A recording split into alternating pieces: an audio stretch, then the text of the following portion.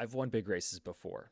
League openers, inaugural events, a fixed Indy 500, but I'm still trying to win the Votive Indy Derby.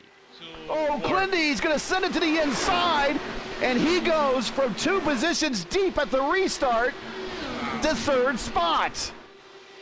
But Ward is coming back, and Eric Peterson is coming soon, and also Jasper is coming Orman over there.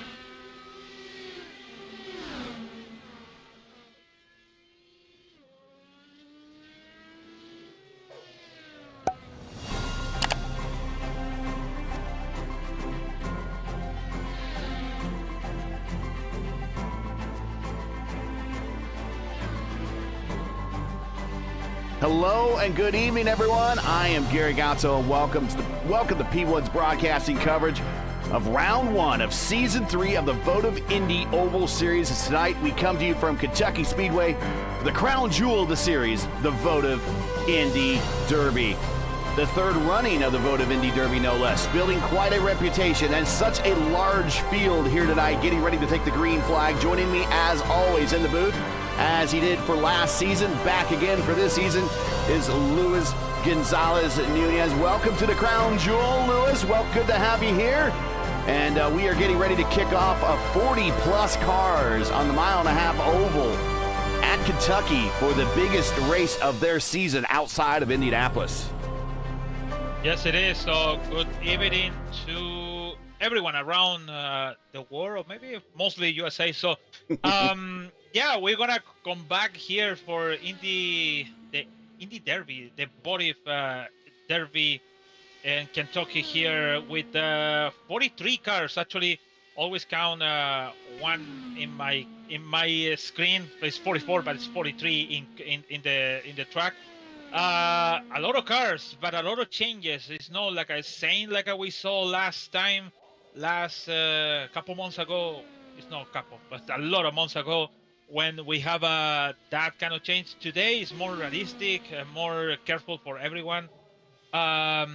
Is keep in mind 200 laps. You wreck in the first lap, game over, and that is more important. That's it's not second chance. It is race. So it's a lot of involved in this, and it's gonna be really excited for all of this season is gonna happen because we changed everything from what we have the last season 2 on the Votive here. Right, no fast repairs anymore, so these guys are going to have to take care of their equipment in a very crowded field. And then we gone to 100% fuel capacity, some more traditional, longer style runs if we get into that. But in terms of what we're here today to race at, this is a mile-and-a-half D-shaped quad oval. We're doing 200 laps, 300 miles, 100% fuel, 7 sets of tires, 1 in the car, 6 in the pits. The key thing here is no fast repair. There is the lucky dog that they will still use that. The pit road speed limit is 45 miles per hour, and it is a fixed setup race with the setup provided by the league.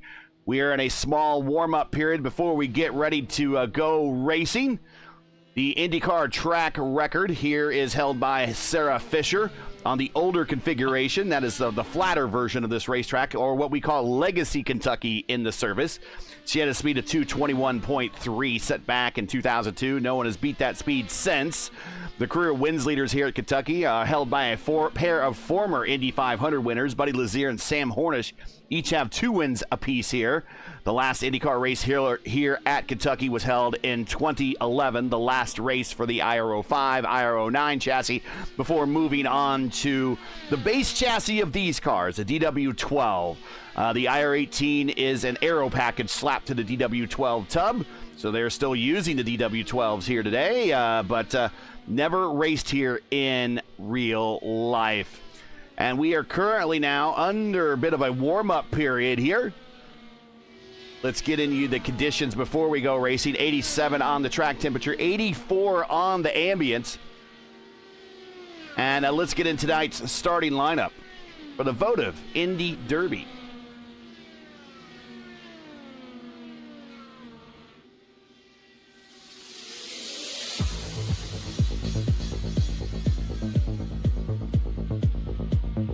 And here is your starting grid on the pole. It's Trey Shadid with a speed of 216.3. Right next to him is the Cat with a speed of 216.1. Mason Mitchum is third. Also the 216 range. Also on the 216 range in row 2 is Seb Alexander, 216 flats. Those are the only cars in the 216 bracket. Then we got Ryan Campbell. In row 3, Craig Forsyth. On the outside, Logan Edwards. And Antonio Estrada, the boss. Back on row 4, Edson Santos. So close to the championship last season. Lost by 4 points to Clindy. We'll get to Clindy here momentarily. Hunter Ingrave starting 10th on the outside of row 5. Dyquilla and Season 1 champion Josh Ward on row 6.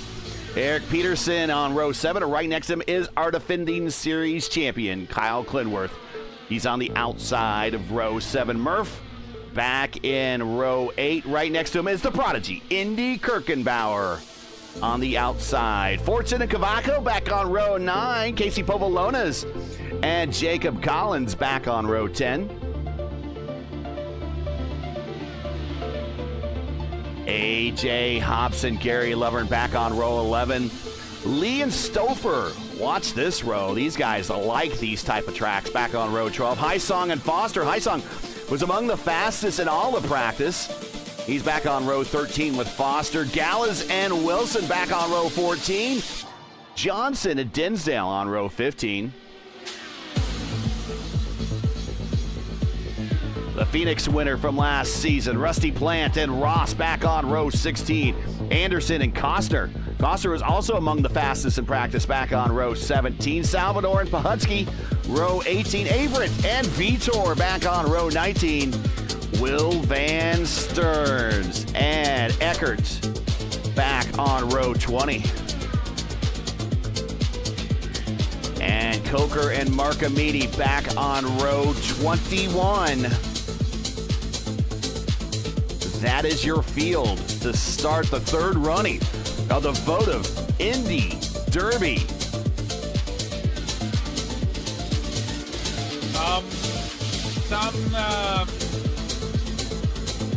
They have the whole Indy Derby we have here in Votive. So the first one was in 24-18, I think it was August 18, 2024. When I did the poll, actually, I didn't remember I did the poll that day. Mark Murphy won the race, Forsyth, and I finished third that day. The second one was Tanner Richard won the poll, won the race, Indy second, and Eric Peterson in third that day on March 2nd this year. Yeah, not too long ago. If you enjoy P1's coverage of the Votive Indy Oval Series and respect the stream, please do us a solid. Make sure you support us by subscribing. And while you're at it, don't forget to smash like and click the bell so you don't miss out on future P1 iRacing broadcasts. The sun is getting down in the horizon. The golden hour is upon us. About another 4 minutes left in this pre-race warm-up before we go racing. Thanks for joining us, everybody, on this Sunday evening.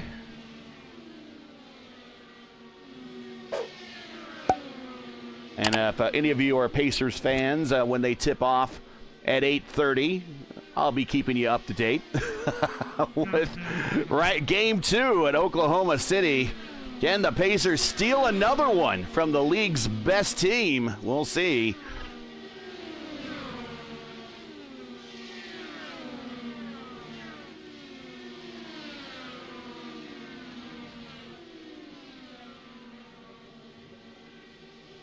And the lights will come on here shortly. That will improve the graphics a little bit and make these cars pop a little bit more. Right now they're kind of going through the shadows, and the golden hour sunshine there is not necessarily popping off the best colors.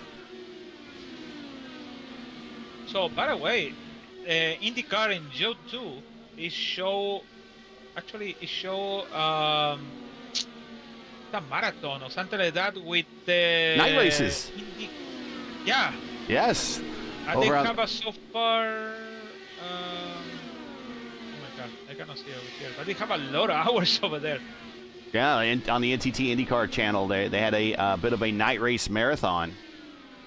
I went to one of the very first night races. The very first night race, contemporary style and modern IndyCar racing, was the night race at Texas in '97. That was a very controversial race. Of course, that had the fight in Victory Lane between Arie Luyendyk and AJ Foyt. Yeah, you remember that one? The second night race was the Visionaire 500 at Charlotte Motor Speedway, and I went to that one, and that was won by Buddy Lazier.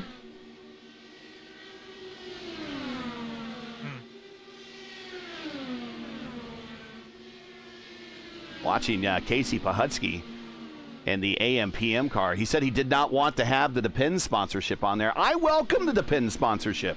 I think the Depend sponsorship, that brings money to the series. That's always a good thing. Laugh at it all you want. Only right now, fastest in practice or in the warm-up is Antonio Estrada. Number of drivers have not taken to the field. They do not have to. They're not required. That is Scott Ross in the old Newman Haas livery. And they started at that race. What are you talking about? That race in Texas, 26 cars, and they finished. Man, they finished only 3 on lap. Stewart out, and the other ones with Salazar included, with 2 laps down until Guerrero with 6 down.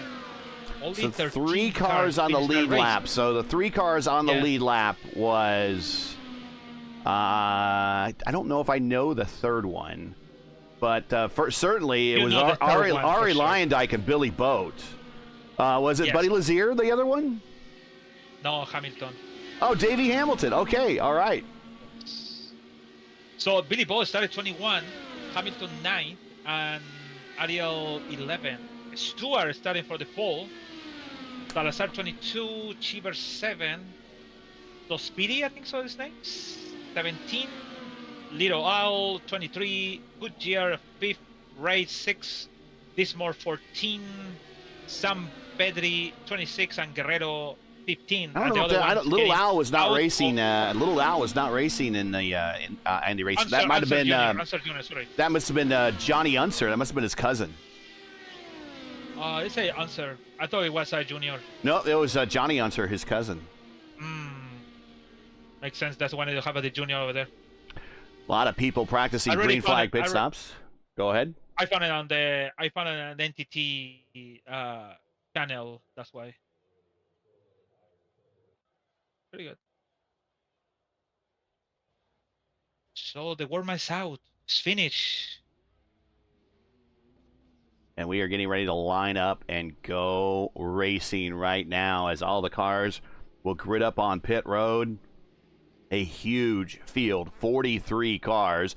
This is bigger than the field we had last season. So again, the admins here of the Votive Indy Oval Series doing a very good job at recruiting.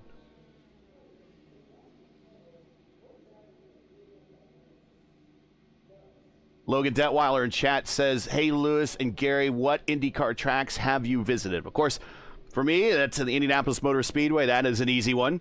And then I went to the second running of the Indy 200 at Walt Disney World Speedway when they had the new car. And that same year, I went to Charlotte for the Visionaire 500. Then later, I have family that lives in Portland. I went to the G.I. Joe's 200 there in Portland. That's my only road track I've been to. Unofficially, I've been to some other historical IndyCar tracks. Indianapolis Raceway Park, I've been by there, and of course the IndyCars used to run at the Indianapolis or Indiana State Fairgrounds, and I've been to that facility before, but not for an IndyCar race. We are moving now. Uh, Go ahead. Oh no, just me. The only one is the exhibition here in Toronto.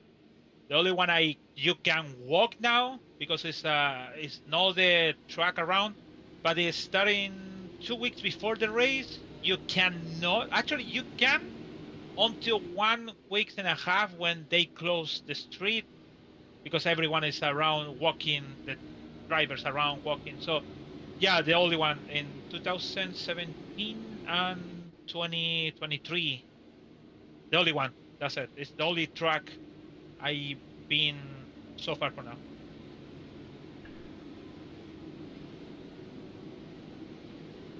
And we are going to go green next time by to give the field time to form up a little bit further on back.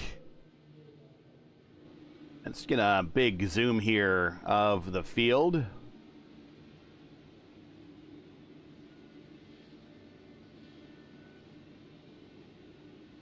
Look at this view. I don't think I've ever seen a starting field this large before. A number of people starting from pit road. Will Stearns, Rafi Eckert, Mateus and Marcamini. They will be starting from pit road.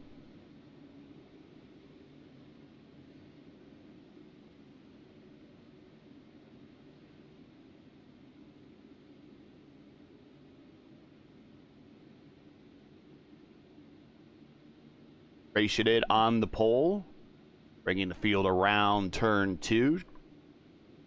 Daniel Durazo, the cat, right next to him. Right behind him is Mason Mitchum and Seb Alexander on row 2. Ryan Campbell and Craig Forsyth on row 3. Campbell in a new livery, kind of a bit of a two-face livery there. If you are of Batman and or DC villain knowledge.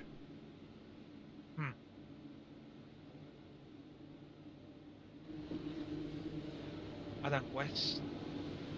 Well, not Adam West. When you said Batman, I remember Adam West. Was Two-Face ever in Batman? I don't know. Getting ready to go green. Two-Face, yeah. In Batman, yeah. Very slow start, and we're off at the Votive Indy Derby with a big jump by Trey Shadid going in the 1.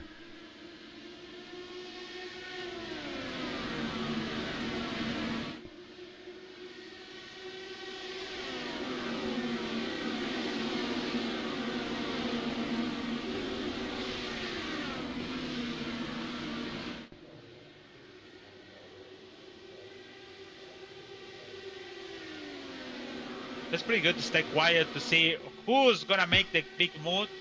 But I think so. Everyone know for now, it's not the first repair. It's no second chance.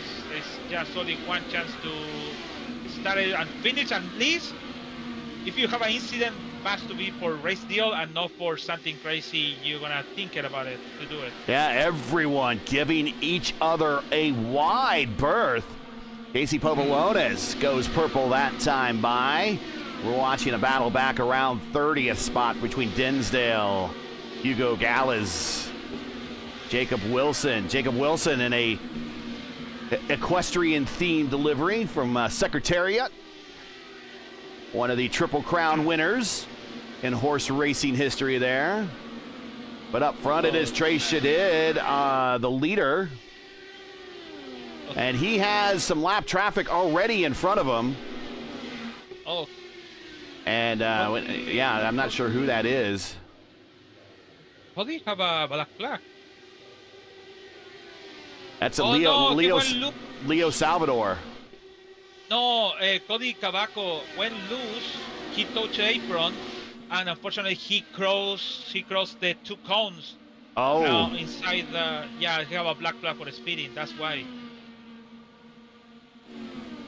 That's why I see Cody went back down from 20-something to 38.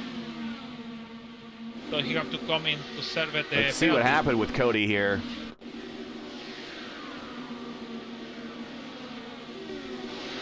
Is it the previous lap, maybe? Yeah, lap let me see, lap crossing for line 4, lap 4. Yeah, let's see what happens here with Cody Cavaco, one of the Rogue Racing entries at full speed here. And apparently I'm not seeing it, so. Cody, maybe, okay, here it is, here it is.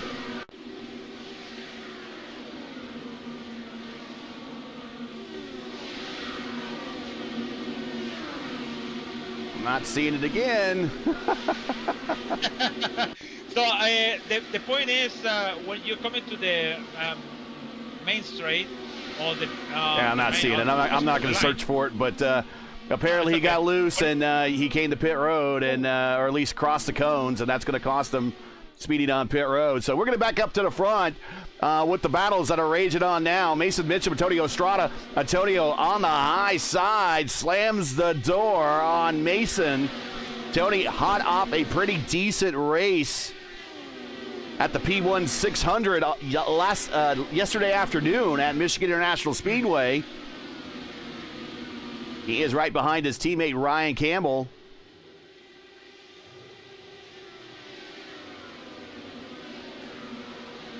Eric Peterson finished on the podium last season here. He is now in 12th spot. Biggest gainer of the day is Estrada up 4. Mark Murphy up 4. Christopher up 6 now. There he is. He is ripping the top. Matt Foster in the 42. Shout him out. In the Arrow McLaren livery there. Matt Foster up 5 spots. Scott Ross in the Newman Haas livery. He is up 5 spots. A little bit further on back, Casey Pahutsky up 6. Vitor up 6. Shane Coker up 6. So we've got some movers, but a little bit further on back, those that started up front are kind of holding their positions. It is Trey Shadid, your leader. Seb Alexander, second. Ryan Campbell in third. Tony Estrada in fourth. And the Cat back to fifth.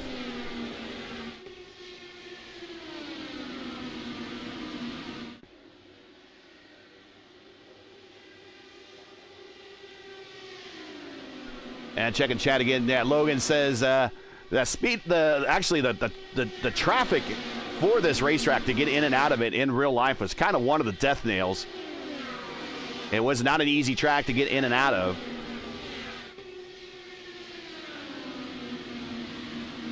New leader, Seb Alexander.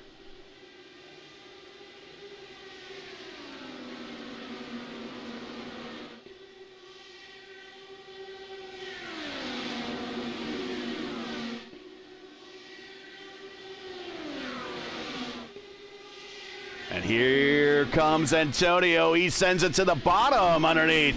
Trey Shadid isn't able to hold. Slides up the racetrack. It's going to open the door to the outside to his teammate, Ryan Campbell. Campbell's tucked back in behind him. Doesn't attack. And then Estrada holds on the third. But Estrada getting a good run. Experimenting with different lines in turns 3 and 4. Very much like a reverse version of the new Texas scan, a flatter version of turns 3 and 4, like turns 1 and 2 in Texas. However, the flat turns here at Kentucky was originally its original profiling. They added banking to the turns in 1 and 2. Here comes Antonio to the inside of Seb Alexander. These two teams are working together, and Antonio holds it to the bottom at the Tri-Oval.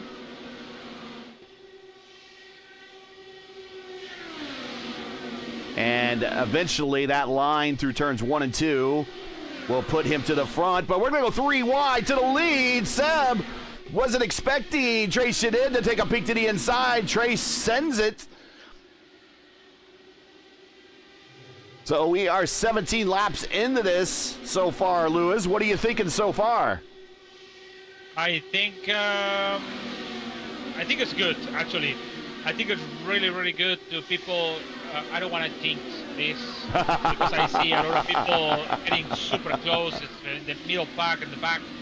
So, but they did it really good for now, and it's really tough because sometimes you want to push. You don't want to be on the back for the first stint or second stint. Thinking about it, we have a 3 stint in green, and you think, oh, this is gonna be a yellow flag at some point, but no, you lose a lot of time, especially here with a lot of traffic around. But it's getting pretty good for now, and the people have a better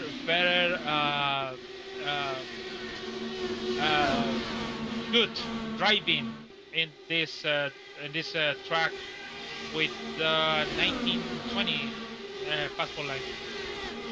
Watching the battle back here, Ty Quilla for 12th, Christopher 13th, Kalindi 14th, Indy Kirkenbauer 15th, all together trying to find a line to get by. Here's Ty Quilla underneath, Eric Peterson for 11th.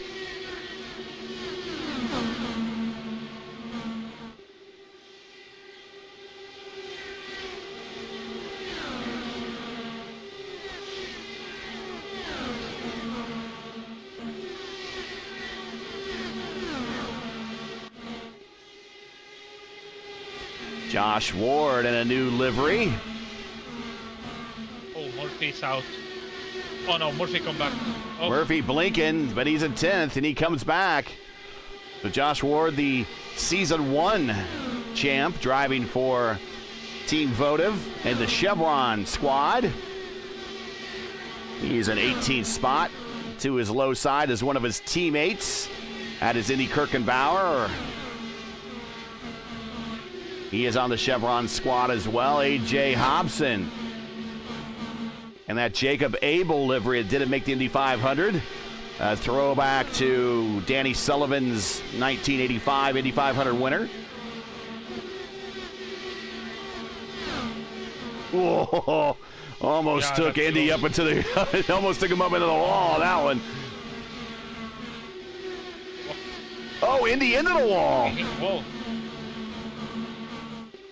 I already saw him with maybe 6 laps or 7 laps use the high line. And nope, no good approach to front 3. Back up front. It is Tracy did back to the lead. Seb Alexander now underneath. He'll try to get the position back, but watch the run on the high side that Trace is going to have. He is going to probably be nose to nose right at the line. But if, yeah, that's it. If Seb can keep the advantage going into 1, he will eventually get the lead because that's kind of how it works around here. If you get the low side going into 1 and 2, it is the faster line. Trace swaps again. He goes down low, gets the position back.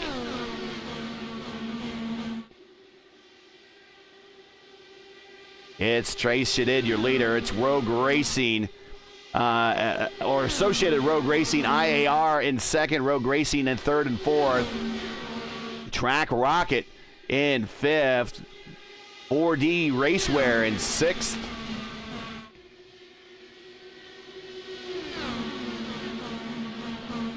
As that is Craig Forsyth in sixth.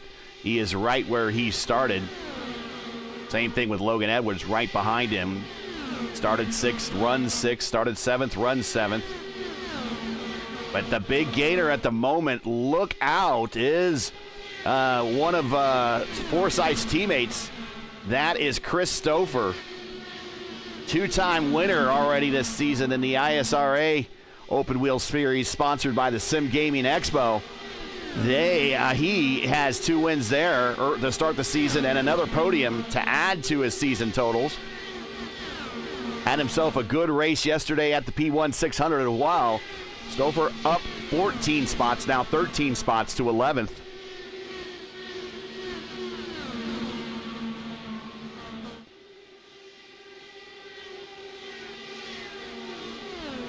As we are now 29 of 200 into this thing. Caution free. I'm going to find some wood, Lewis. I got a knock on it. Nope, you did. Ah. Sam Costner.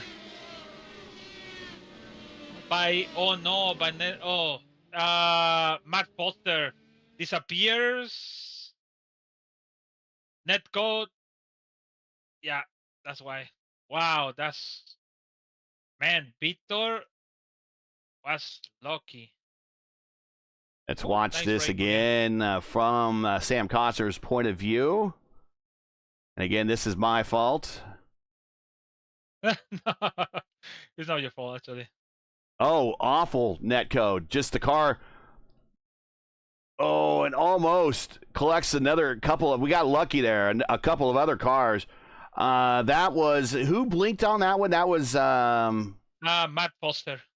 Foster, and I think Foster is out. He dropped as well, but the lag was enough that netcode caught Costner, and unfortunately, one of the faster cars during practice is now out. So we now are down 2 cars out already.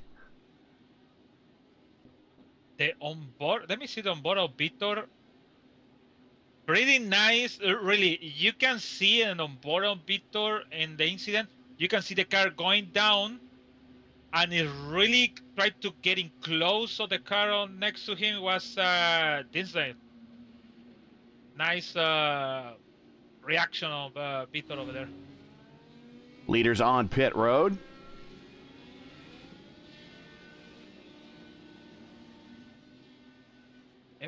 And everybody came to pit road. Nobody stayed out. It was about the right time. You could go, what, about 45 laps kind of with 100% fuel at these mile-and-a-half ovals. About 45 laps, give or take. And Seb Alexander will come out as the leader. Trace Shadid is second. Ryan Campbell is third. Tony Estrada El Patron is fourth. Greg Forsyth fifth. Durazo sixth. Logan Edwards is in seventh. Edson Santos is in eighth. Mark Murphy ninth. And Mason Mitchum rounds out your top 10. Your defending series champion, Clindy, in the number 1 car. He is back in 13th. He is hovering right around that same spot where he started this race.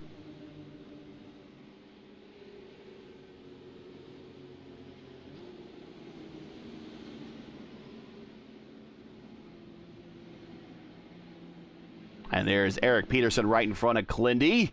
Eric is one of the admins of the Dark Horse Racing Series.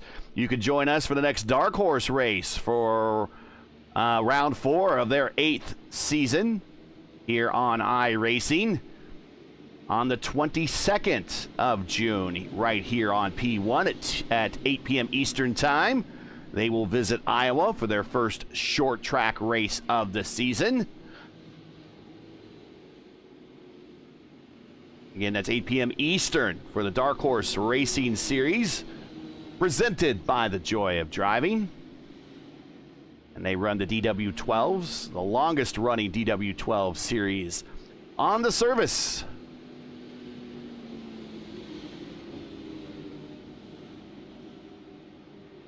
Lights are out on the pace car. We will go green next time by.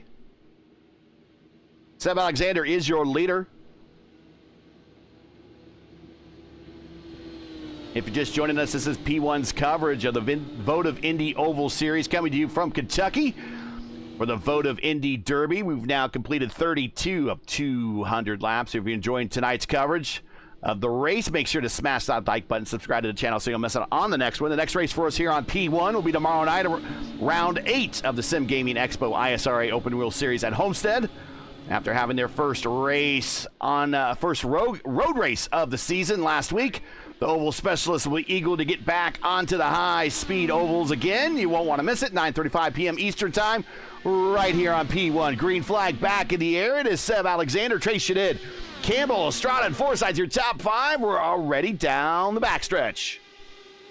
Nice restart for everyone. I really have my doubt about the restart with all of these 39 cars in the track, but they did good job. So good job for Seth to make that restart and don't hold it on to the green flags out. Yeah, that was one of the problems they had a lot last season was the restarts.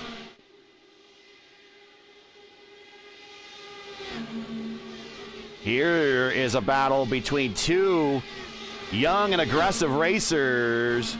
Indy Kirkenbauer, the prodigy, Hunter Ingrev, one of the new drivers for Rogue Racing.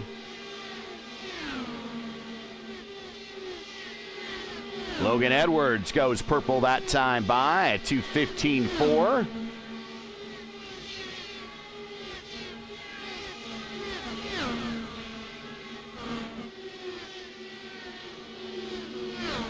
And with 12 minutes remaining in the first quarter at Oklahoma City, it is the Thunder 26, the Pacers 20. Go Pacers. And there we see Clendy getting a purple lap that time by.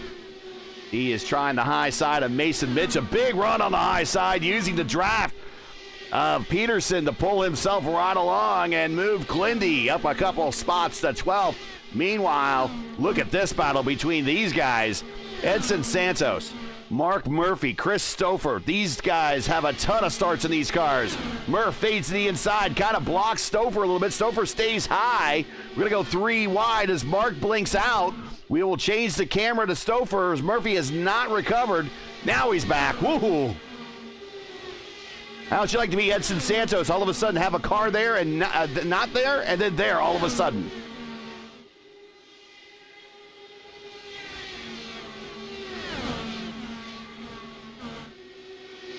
Here's Chris Stouffer on the high side. Going to get a big run on Edson. Edson slams the door a little bit. Tucks back in behind Murph.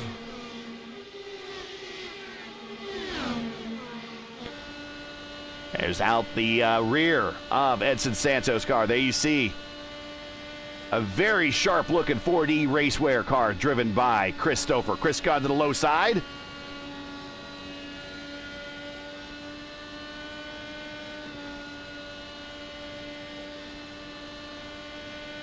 Edson Santos so close to getting the championship last season.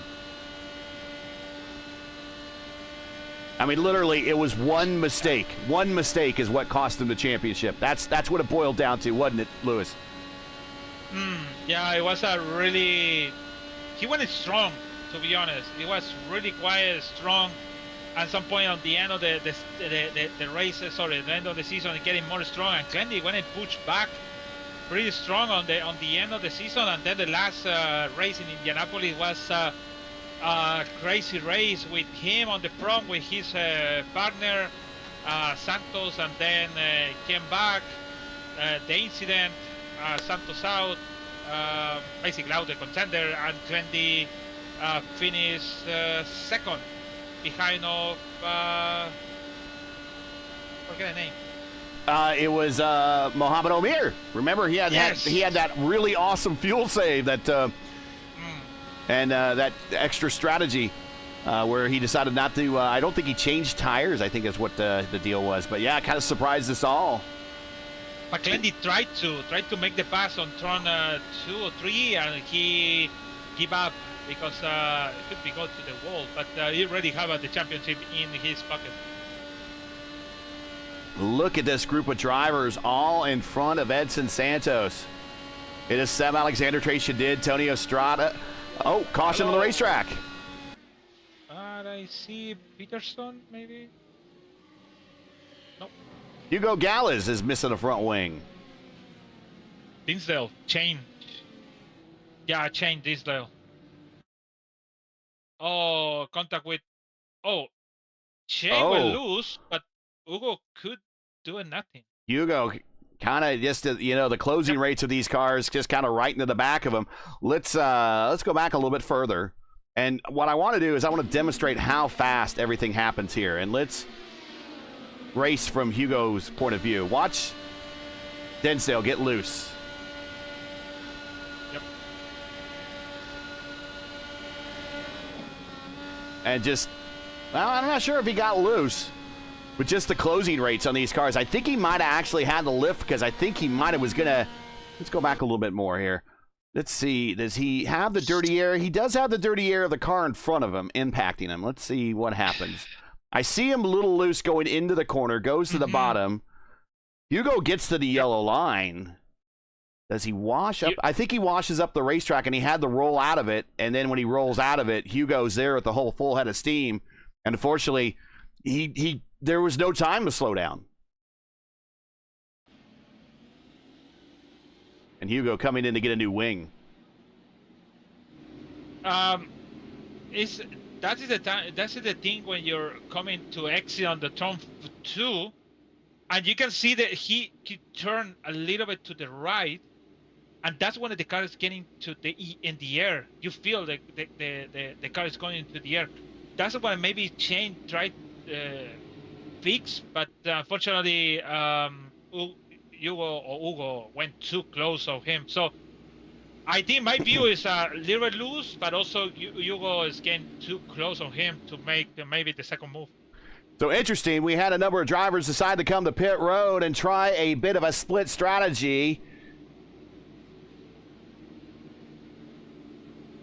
Eric Peterson is the first of those cars, back in 22nd position. Yeah, from 26.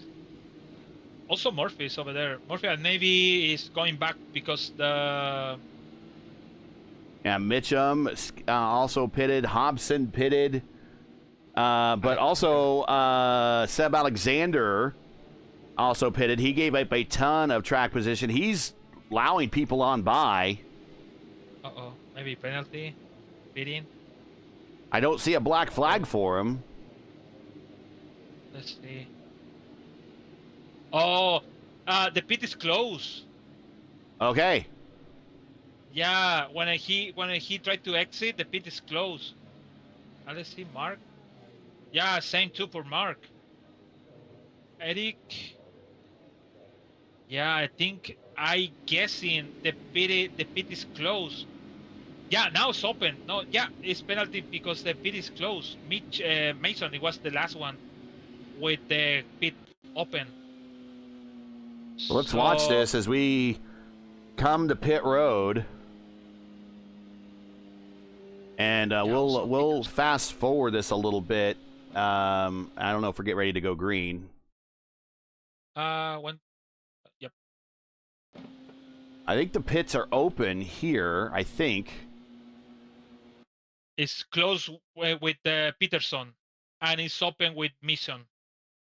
Sorry. I don't see the green light here at pit in, but we want to move forward and move him to his stall. Now, okay, here it is. This is at the end of pit road, right there.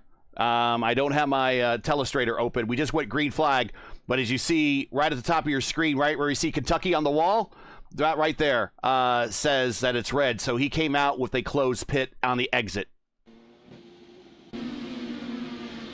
So we had to explain that. Yeah. A little confusing, but we're back to green flag. Trey Shadid is your leader. Estrada is second. You will have a UOL going to back for penalty for contact with Chain. And I do have my telestrator up now, so we can use that later. But yeah, the red light was blinking on exit, and that is especially in big fields when you're in IndyCar races.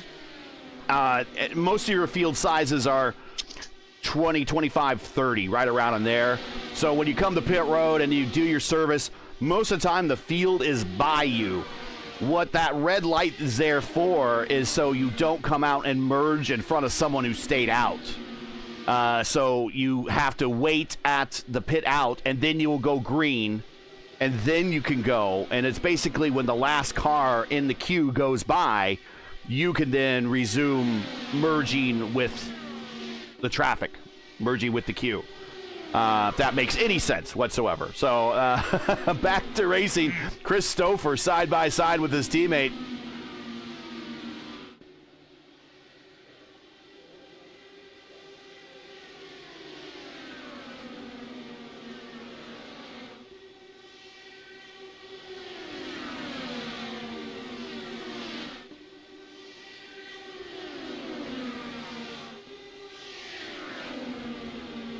Lap 51 of 200. Thanks for joining us, everybody. We really appreciate it on this Sunday evening. A lot of stuff going on in the world. We got weather, we got protests, we got NBA Finals, you name it. So thanks for taking time out with us to watch a little bit of IndyCar racing in a virtual sense here at the third running of the Votive Indy Derby. Your leader is Trey Shadid, who started up front. He was your pole sitter tonight. Antonio Estrada started 8th. He's up 6 spots and has been up in the lead pack all day long. Ryan Campbell started 5th, is currently 3rd. Craig Forsyth started 6th, is currently 4th.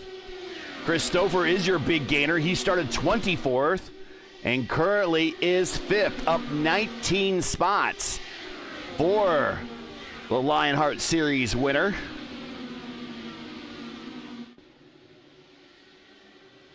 Here's Logan Edwards underneath the cat.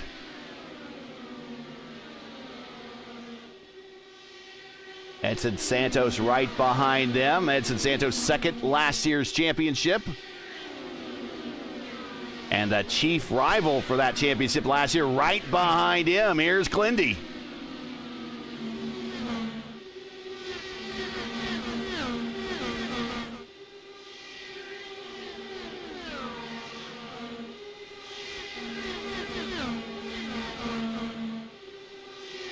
Well, let's ride with Clindy. Not many places to go. And look at all the lines, the dirty air. All 3 lanes in front of him filled up. Cat rolling out of it, pushing up a little bit. Clindy gets the spot. He's going to stay in the draft right behind Edson and Logan. Now he's going to get down low. Edson stays high.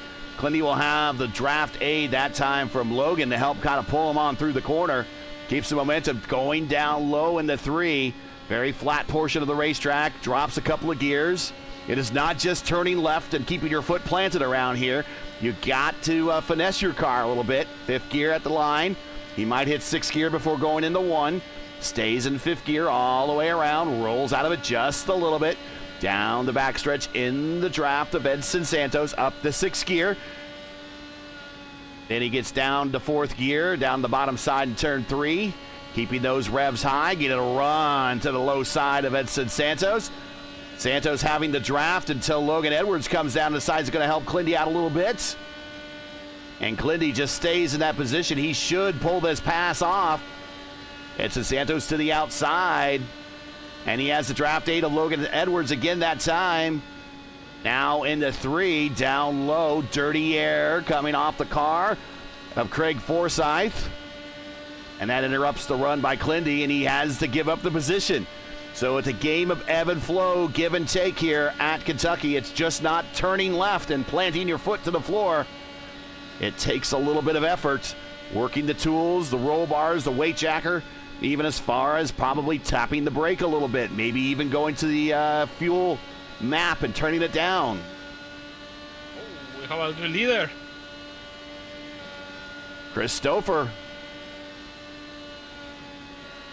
23 spot gain today. Well, this is a big money race, and he's a big money racer. $100 to the winner tonight.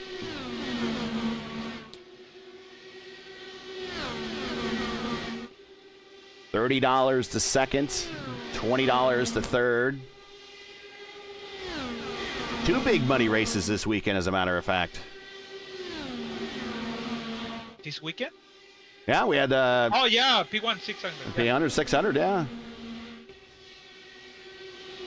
What is money? I think the Oklahoma City Thunder are a little upset at that first game loss to the Pacers. With 7 minutes remaining in the second quarter, OKC 42, Pacers 27. Oops. It's still early. I have faith in the Pacers to come back on this one.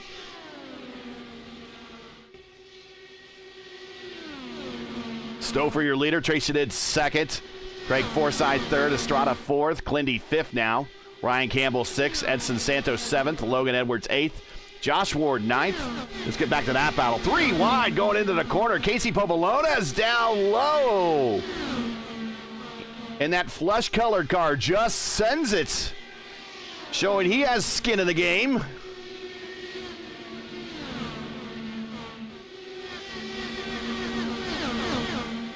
Josh Ward right behind him.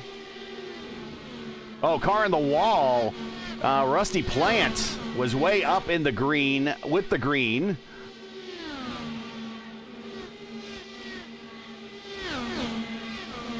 I slow down.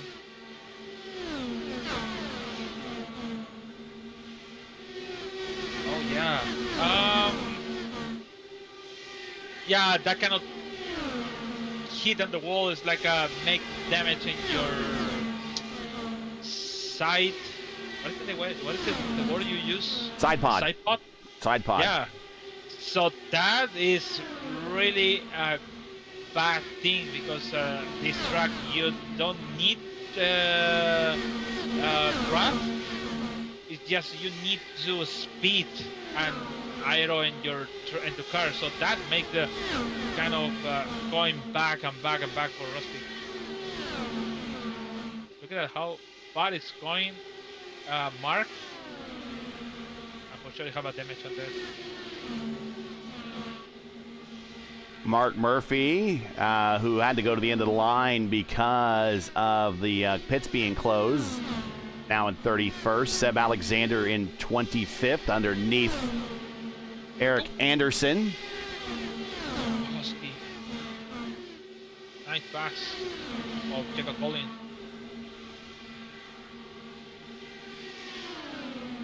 Remember, last season started off with a very outstanding streak of first-time winners and different winners. Tristan Fortson won the opener last season at Michigan. Rusty Plant won at Phoenix. Tanner Richards won this race a season ago. Clindy won at Iowa. Edson Santos at Texas. Ty Quilla at Pocono. Josh Ward at New Hampshire. It wasn't until round 8 at Charlotte until we had our first repeat winner, and that was Clindy. And he was the only repeat winner all season long because Mohamed Omir won at Indianapolis for round 9.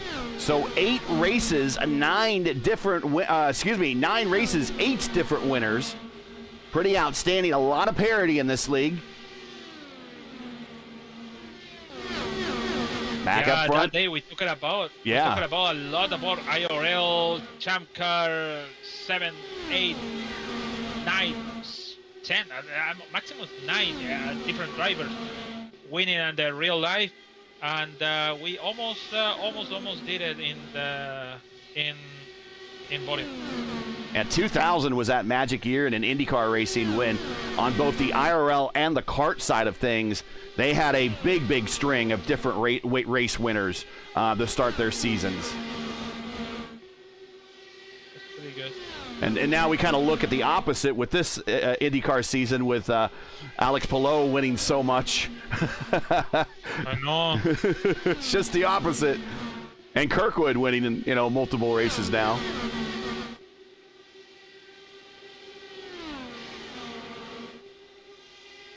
That's when somebody catch the magic of the new stuff. We have a race INDYCAR, sorry, and make the car winner. So I thought Palou is not gonna win the Indy 500, but he won it, and he make. I think I know we have a half a season to go in INDYCAR, but it looks like Palou is going for. Again.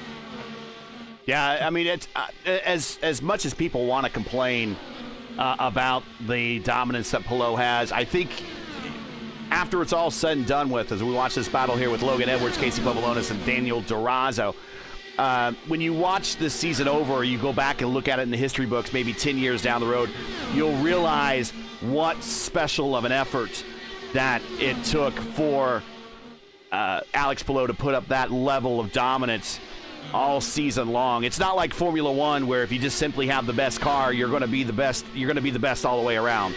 Am I taking things away from Max Verstappen and the dominance that he had a couple seasons ago? Yes, absolutely, because he had the best car by far. In IndyCar racing, it's a spec series, so everyone's basically driving the same thing with the exception of slightly different shocks and struts, and dampers, and maybe a different engine. For the most part, everyone is driving the same chassis on the same tire. So you see that someone is able to dominate when the playing field is supposed to be so flat. That's pretty special. So I think 5-10 years down the road, you go back and look at the season by Alex Palou. Now it doesn't seem too exciting. But 5-10 years from now, you might go back and go, yeah, you know, that was actually pretty special. Yeah, you mentioned Formula One. So Ferrari did for 5 years. McLaren did for many years. Then Red Bull did for 4 years, 5 years. Oh! Mercedes did for 7. Where? Povolonis and Edson Santos, they're about ready to bang wheels at one point, and they're 3 wide behind them. And now, Red Bull did for 4 years, 5 years, and now it's when you're going to climb the Everest or the hill, and you have to going down. That's the thing. So now McLaren's going up for Formula One. It's still going up Ganassi, and it is what it is. So they catch the magic thing on the car, and they do it very well around. Gonna ride with Ty Quilla in 12th, and look at all these cars in front of him as Estrada and Trey Shadid are swapping the lead at the point. We are 48 laps into this stint for a lot of these drivers, and so we are looking at green flag pit stops very shortly, LGN, very shortly. That's make the race more interesting, to be honest.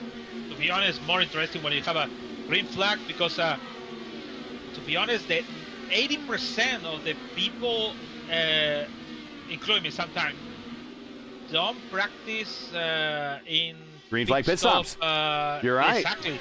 And that is the magic stuff, because you're thinking with 40 cars, it could be many yellows, but no. We don't see any. Actually, to be honest, I already thought it's going to be maybe more than that in 30 laps. But we are 81, 82 past the line, and we only 2. One for net code, and the other one race incident. So, to be honest, it's a really nice race for now, and green flag stop is going to be better. Our defending series champion is, sorry to cut you off, but defending series champion Kyle Clinworth has now moved up into second spot, and I think really the longer this run goes on, Clindy seems to have a better feel, or at least a better control over his cars in terms of a tool setting to allow this car to do well late in a run with used tires. Yes, it is. So we see Pahosky and I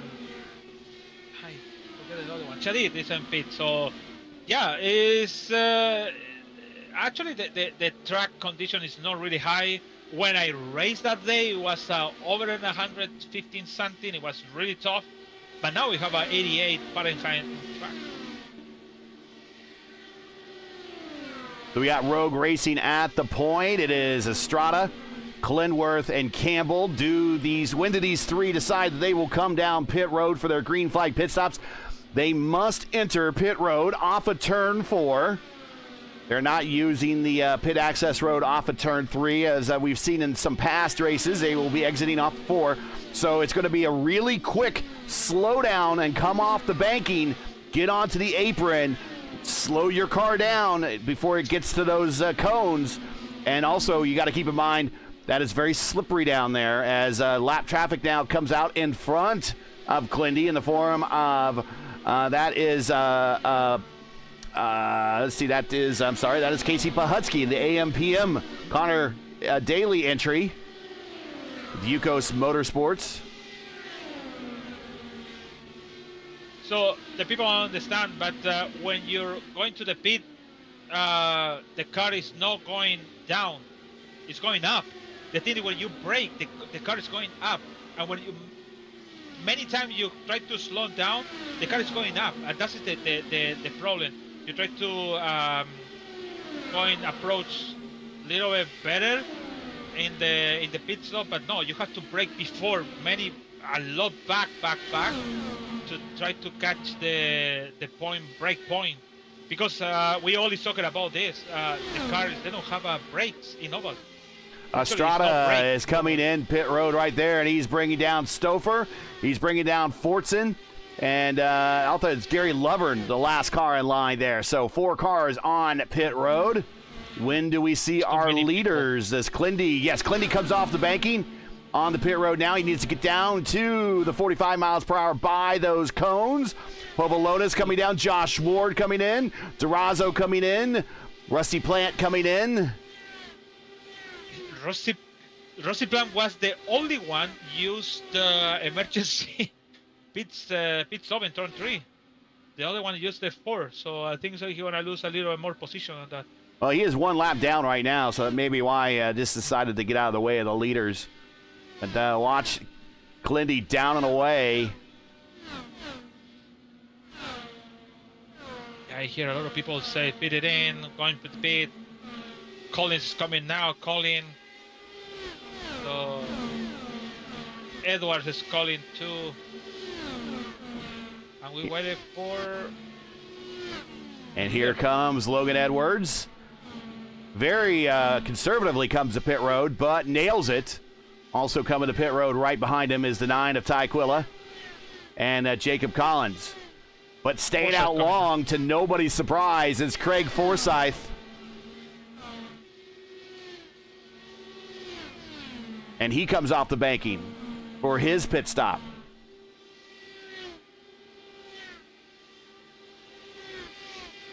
That turns the lead over to Seb Alexander, who is looking to come to pit road very shortly. Craig Forsyth went 60 laps on that stint. So now we are looking at guys that are taking over the lead that pitted on lap 45. They are 47 laps into their stint. So Alexander, Peterson, Ingrave, Hobson, Vitor, Murph, Mitchum, Gallas, Hysong, Averett, they are all looking to get a handful of laps out here at the point, hoping that while one of these cars is coming to pit road, that something happens that causes them to bring out a caution, and they will have a jump on the field.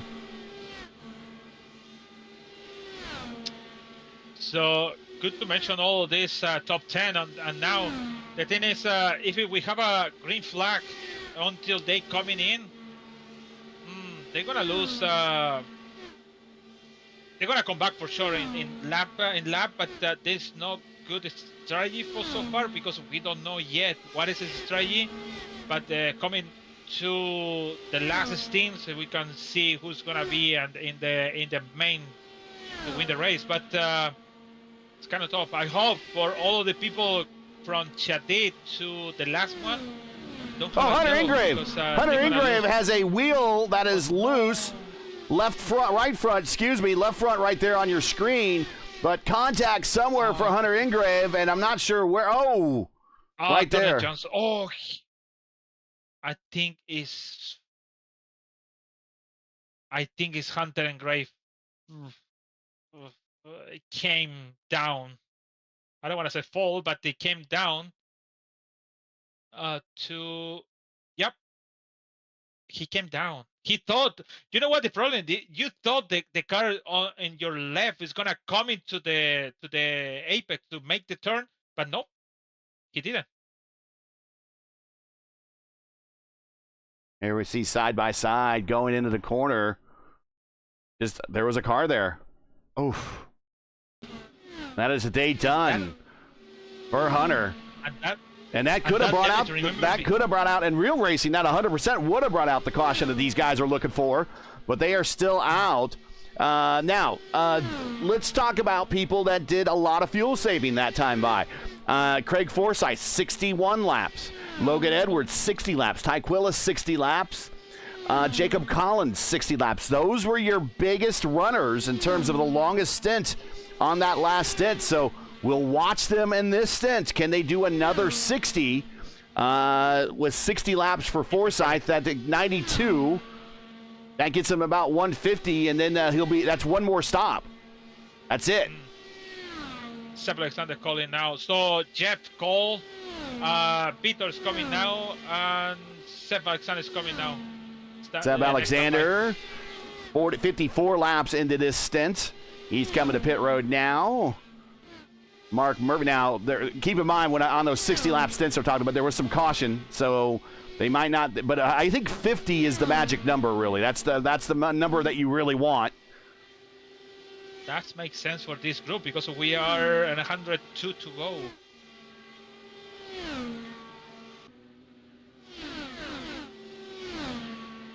Galazos on pits.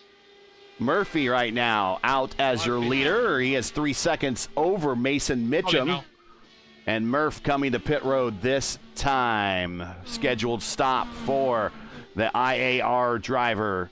Mason Mitchum will follow him down pit road. Seb Alexander on pit road, rolling off now.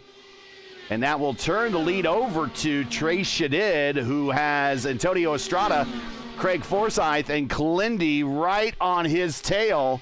Then there's a bit of a gap, and then it's Casey Povolonis, Ryan Campbell, Edson Santos, and Christopher in that next group.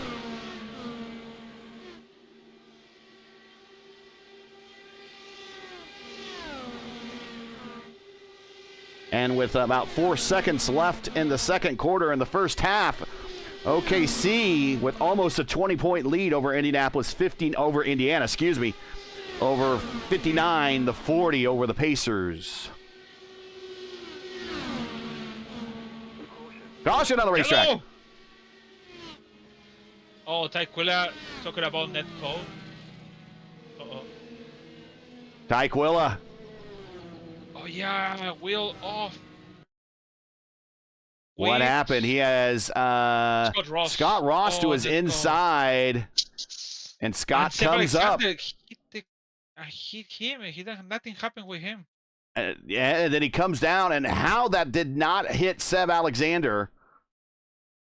Uh-oh. That was Scott Ross. Scott Ross on his lid right there. Let's go back and watch from his point of view. I'm not sure what happened here, if he just didn't give enough room or the room that was given was taken up rather quickly. Ross going to have the dirty air of 2 cars in front of him. Really, it's going to cause him to start moving up the racetrack. Net codes over there. Oof. And that there had to be some contact there with Seb Alexander.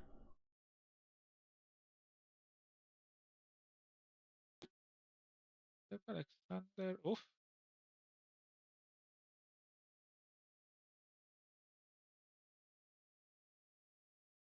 I can find Seb Alexander. Seb Alexander have a okay the car. So he should be okay.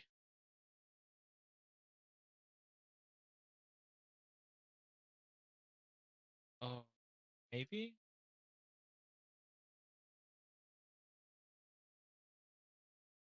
All right, we got to go back and... Oh, no, I don't see any damage on Seb Alexander, so it's clear.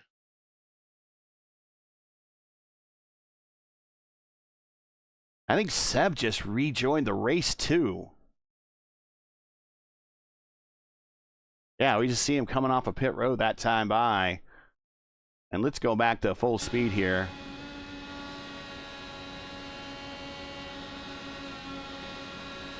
Little bit of a lift there.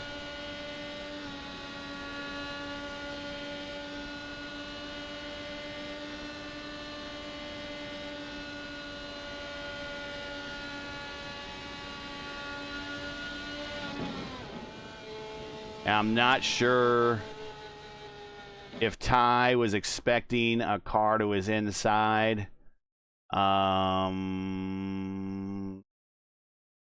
Deb, go back and watch his point of view. How this not... Oh, he is forgiven. But there's got to be maybe some damage unseen on that one. That was just too big of a hit.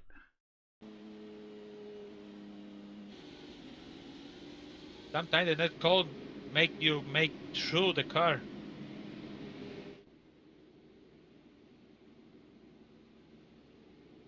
All right, we are under caution here at lap 104 of 200, right at the halfway point. The third running of the Votive Indy Derby. Your leader is Tony Estrada. Yes, the boss, El Patron, is your leader. Craig Forsyth is second. Clindy is third. Edson Santos fourth. Eric Peterson is fifth. the interesting thing about all of this is kind of look who's at the front. We had the guy that sat on the podium last season, and Eric Peterson here. We had the guy that finished second in the points up in the front here in the Santos. We got the champion in third, Forsyth. This is pretty typical for him. And Antonio Estrada. Antonio has been fast all week long in everything he's been in. He had an early out in the Indy Oval race at New Hampshire last week. But other than that, he has been a player in every race we've seen him in, and he is your leader. We go green flag here at lap 105.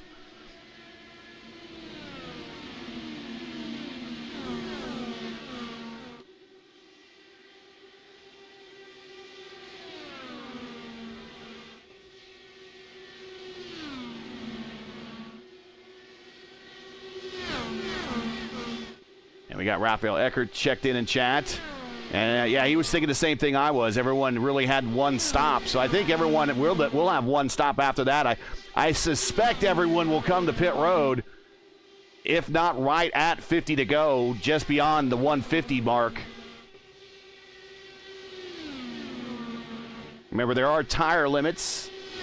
They started with 7 sets, 1 on the car, 6 in the pits. They have more than enough tires to finish this race off. So I think Murphy have a 5 use, so 5 stop so far. I don't know if it's the last one changed it, but he have a 5.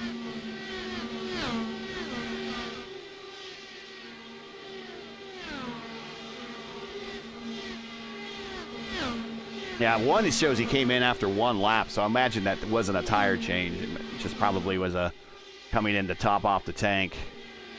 But Murph is in 9th spot right there, right in front of him, Gary Lovern, as Murph blinks out. That group of cars behind him going 3 wide.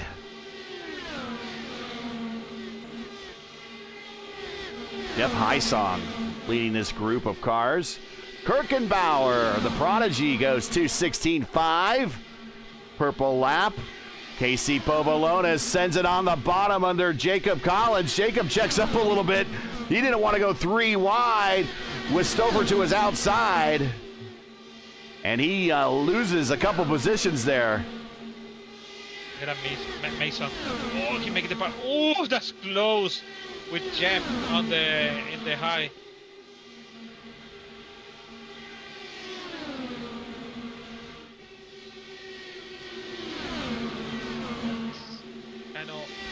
Bad situation on Mason. Gonna lose 2 positions with Casey. And that's Mason racing one of his teammates on the Diamond Squad of Votive Racing. And there's Mason Mitchell going to go 3 wide. Jacob Wilson also involved there is Stephen Lee, Jacob Collins. We're going to go 4 wide at some points there. Logan Edwards involved.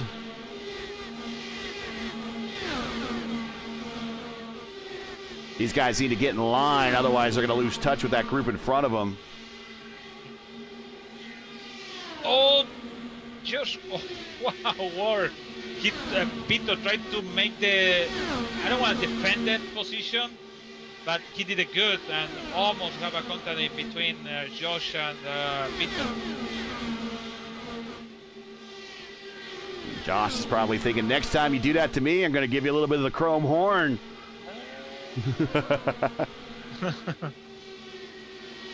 Josh running the high side at the moment. That's our defending, or not our defending, but just the season 1 champion. Also won a race last season. Won that race at New Hampshire.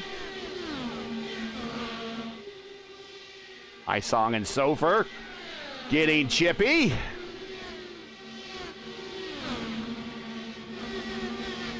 We're doing pretty good. We are 32 cars are still running out of the 39 that started. And actually, I think more than 40 took to the grid, but only 39 started. 32 are still running, and 32 are still on the lead lap. Craig Force, I apologize with Seb Alexander because Alexander make the turn on 4, and he went close to Alexander. Sorry, turn 2, and Alexander. I see net code over there, but Alexander called it the position. So I think it's a Craig Force. I have a net code around him because it was really wild, bad net code over there.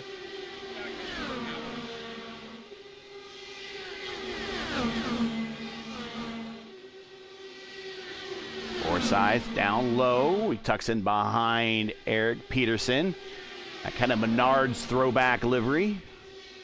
Here comes Seb Alexander looking to the low side through 3 and 4. Just in front of this group is Clindy. Just in front of Clindy is AJ Hobson. We have not given him much of a shout out. We have mentioned him once earlier today because of his livery.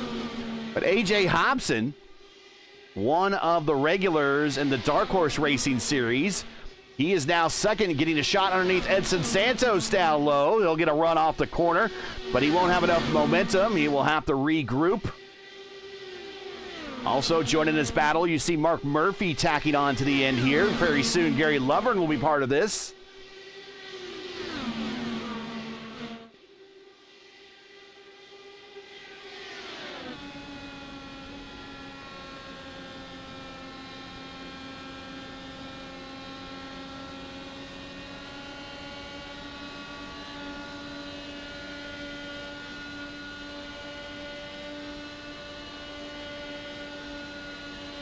Oh, Peterson with the inside. Oh, he got Murph to the inside.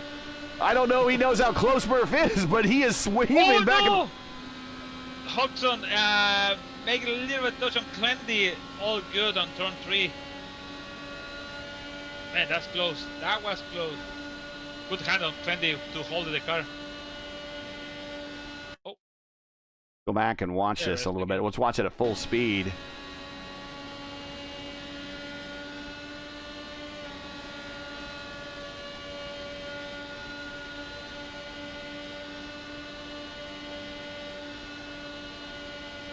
Watch this going into 3 this time.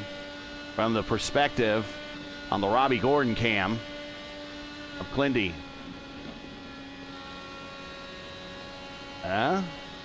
Big roll out of it.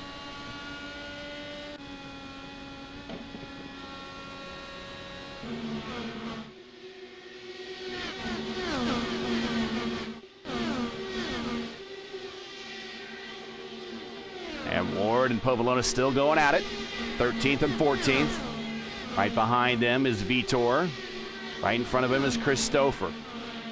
Biggest gainer at the moment is Vitor, actually up 23 spots.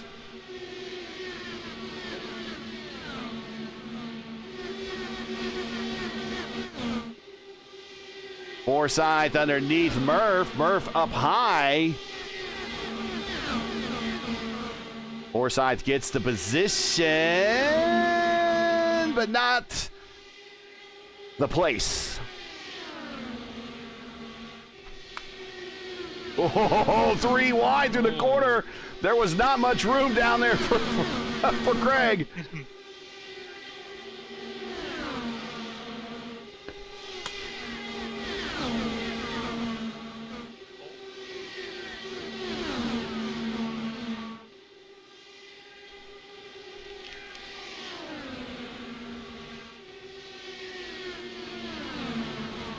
Hear everybody rolling out of it. Did you hear them rolling out of it in 3 and 4?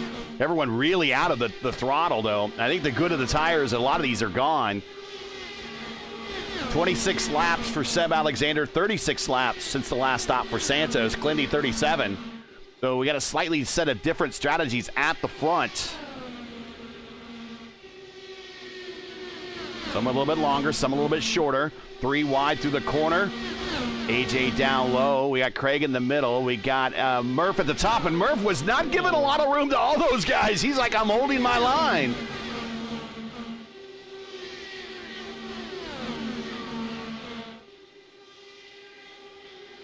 yeah, Murphy have a 26 his with his tires. The other one have a over 34. So actually, Sergio Alexander have a 27. That's why he is on the front. So I think so Murphy tried to go in on the front, and the other one want to go on the front strong is Stoffer with 25. Now 2 of the IAR cars on the same strategy. That makes sense. Oh, I thought AJ was going to cut across the nose of Mark.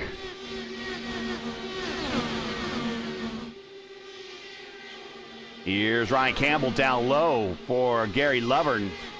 This is for 9th and 10th. And Campbell, one of the tire changers during the pit stop competition on Rinus VK's car during Carb Day. And you would have seen him on TV if you watched Fox's coverage of Carb Day and the pit stop competition. I got a screenshot of it so I can print it out and have him autograph it for me someday.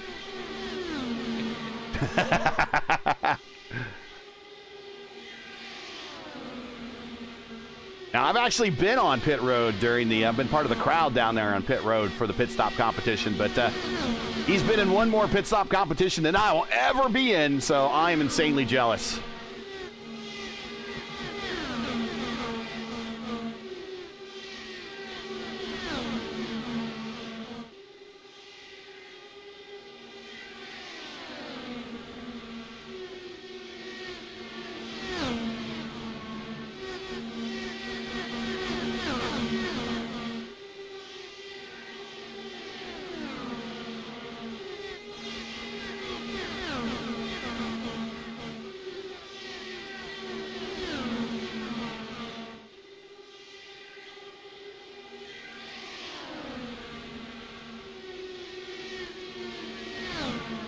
And let's get back up front to the leader. That's Seb Alexander, and he's kind of pulling away a little bit over Edson Santos.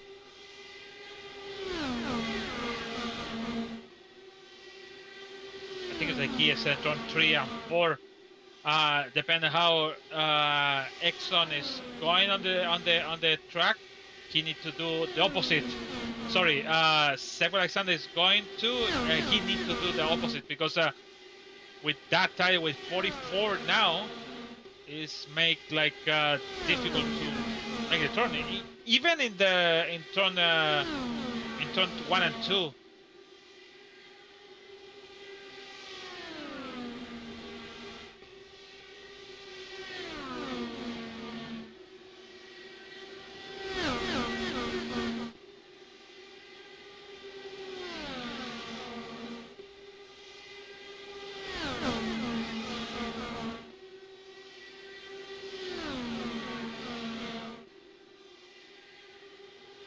Just kind of watching these runs as they kind of run out. See how these...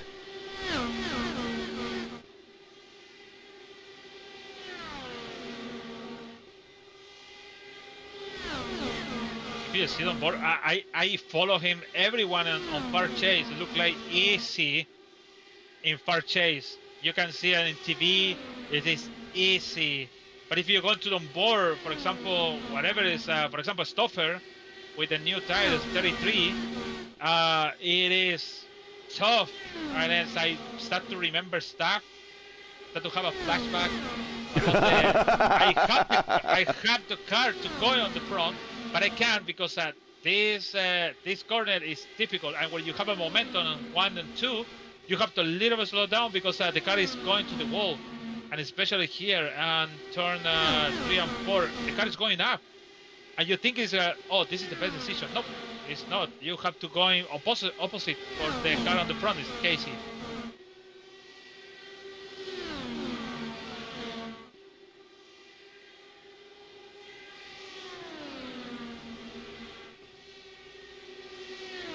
There is Ryan Campbell's picture, by the way. Put it on the screen. There is our guy right there on the pit stop competition.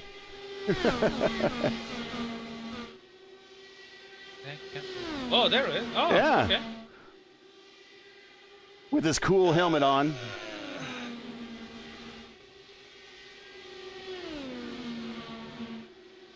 Oh, they have a name also too. Yeah, and but the other teams, they all got chances to have their helmets off and show their beautiful movie star faces, and the guys at Dale Coyne had to hide them behind their helmets. Although I'm sure that they are just about ready to roll the car and do the competition right then and there, and that's probably what's distracting. Your leader, Seb Alexander, lap 140, coming to lap 141. Edson Santos is second. Your defending series champion is third. Tony Estrada is in fourth. Eric Peterson in fifth. Craig Forsyth is in sixth. We got Mark Murphy back in seventh. The gentleman that you just saw on your screen is Ryan Campbell. He is in eighth. A.J. Hobson ninth, who was up among the leaders not too long ago. Gary Lovern very quietly in 10th spot. Looking through the field, Jeff Heisong is up 12 spots. Stouffer not as high as he was earlier in the race. He's up 10 spots in 14th. Vitor is there. He is. He is in 15th spot, up 23 positions.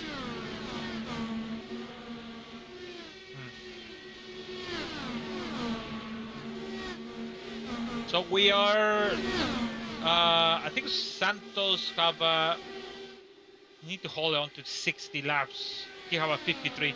But we are 7 to go for everyone. Can come into the pit and go into the end. So have to wait for maybe 5 or I said 7 laps to be secure to the open window. Well, can Santos make it to 50? Do you think Santos can make it to 150? I mean, he's at 54 right now. Forsyth did 51. But that was with caution. So. That was with caution. Exactly. You're right. So let's see. If it's not, well, somebody go to the pit now. And it's Estrada. Tony Estrada. So this is Antonio a little bit early for El Patron. There he is. But this is a scheduled stop, and he's going to try to make it to the finish.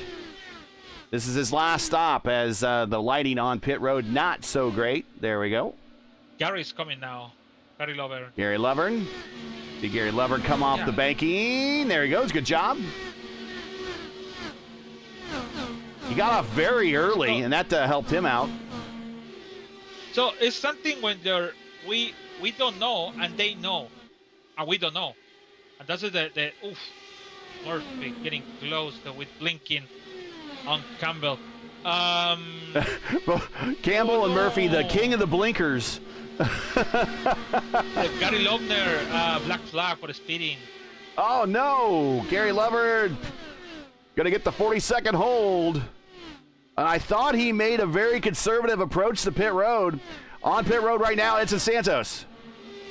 If I can get the camera on him, there we go. Still, he's going to have to do a little bit of a fuel save, but he might be able to do it. He crossing 50. That's why. So iRacing forgive you one time. No, maybe I think so 2 times. But after the third one, for sure not. So maybe he did one very dirty, and this is the one he had to serve. And back to our leader, it is Seb Alexander. He is out to a 1.7 second lead. He's all effectively by himself at 1.7 seconds. He is not giving any aid to the draft whatsoever at Craig Forsyth outside of that 2.5 draft envelope. Right behind Forsyth is Eric Peterson, who finished on the podium in our last race here. Last stop, doesn't want to speed, does a good job. No black flags. Now, when does our leader blink? Forsyth coming now.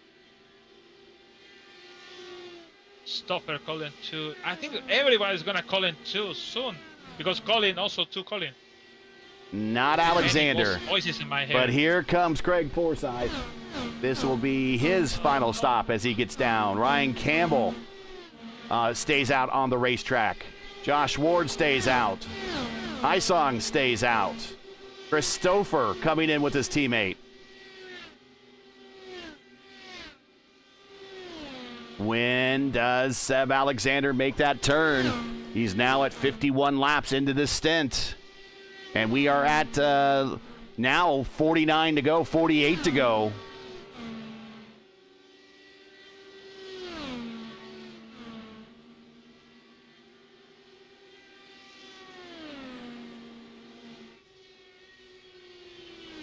And here comes Alexander. He's slowly off the banking, but he does hold on to it. He waited. He's actually sat on the banking for as long as he possibly could have, I think. Also coming to pit road, I think that's Vitor right behind him. Out in front, that is Eric Anderson there in the STP car. Mark Murphy now stays out as your leader. Behind him is Kirkenbauer, who is 1 lap down.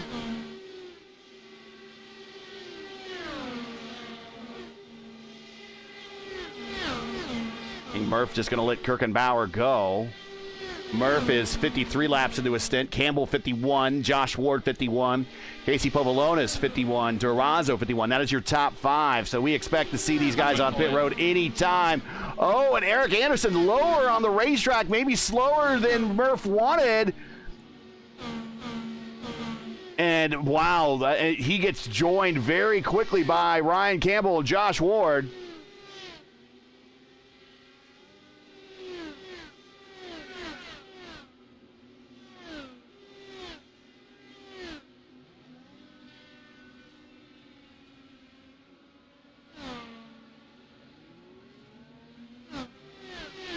Saw Durazo in that shot. He's on pit road.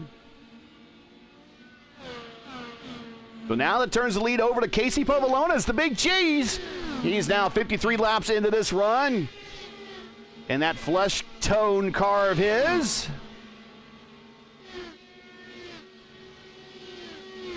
So, Orson call it. Galax call it. Casey Steele. Stephen Lee is calling now. See Casey coming this time. Calling now. And here comes Casey. Casey at the bat, making his final swing for his final stop right here. Down low, onto the apron, to the cone, slows down. Joining him is also Logan Edwards, who went long each one of his stints. Mason Mitchum also joining him on pit road. Now the leader is Trey Shadid, but, Trey Shadid's going to be in 4th spot. He's already on pit road, so he will not pick up the lead as we see Fortson coming off pit road behind him. So I believe this will pick the lead up and give the lead to this group right here. Seb Clindy, Edson Santos, and Tony Estrada. What? That was close with Alexander and Clendy on the main straight fastball line. They touch wheel together, I think. Ooh. They should be working in team comms together, so that should be completely avoidable.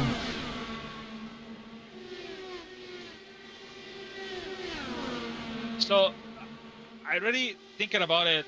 The entry of Seb Alexander, he did on the in between the banking and the flat in the pit. With that, I can figure out the track is too low. Maybe the percent of the tire is not really low to make that break in between that, because in the hot track, it could be loose.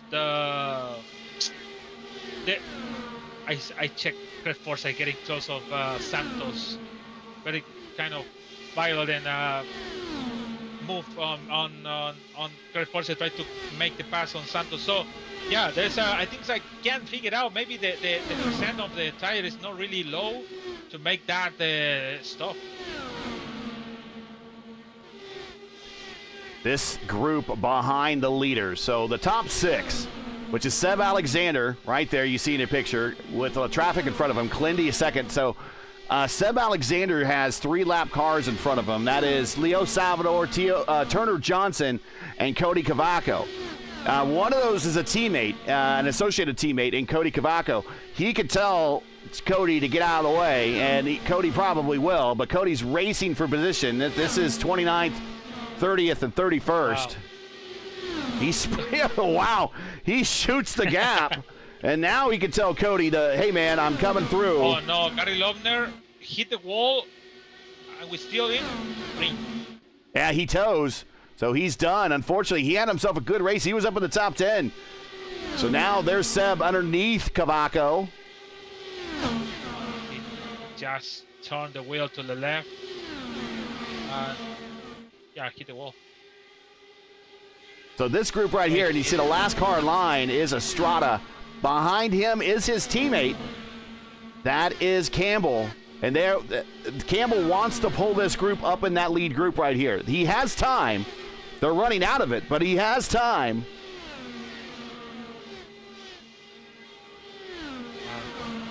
Everyone is dancing at the track, try to avoid all the lap down.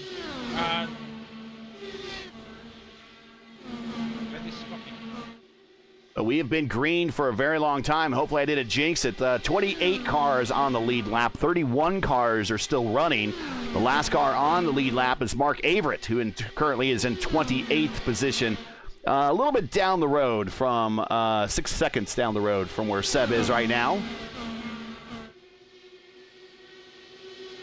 Now they got 3 team cars, or 3 associated team cars. You got 2 Rogue Racing, 1 IAR car. But one of those IAR cars is a lap down, but they could work together here if that middle car, that Rogue Racing red car, has the pace. They could maybe try a little team strategy, try to freeze out the cars behind them, and maybe settle this amongst themselves.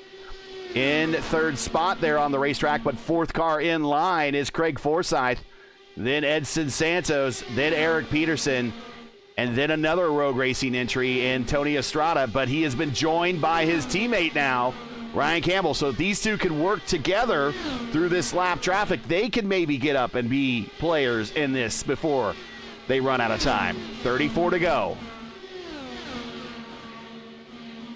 And once again, if you're just joining us, you're watching P1's coverage of round 1 of 9. This is the first and opening round of the Votive Indy Oval Series, coming to you from the Kentucky Speedway for the 3rd running of the Votive Indy Derby, where Seb Alexander currently is your leader with 33 laps to go. Make sure to smash the like button, subscribe to the channel so you don't miss out on the next race. The next race for us in the Votive Indy Oval Series will be Sunday, June 29th at 7:50 p.m. Eastern Time, as the series will continue into its 3rd season with a stop at Atlanta Motor Speedway. If you're enjoying what you're seeing today, then don't miss the action in a couple of weeks when Votive hits the track again.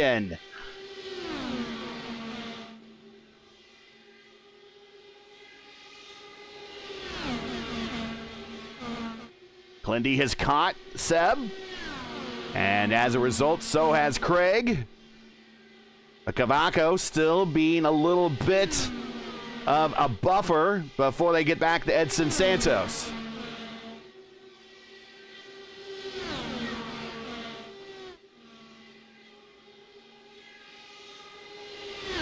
We see Ryan Campbell down low. He is now around lap traffic.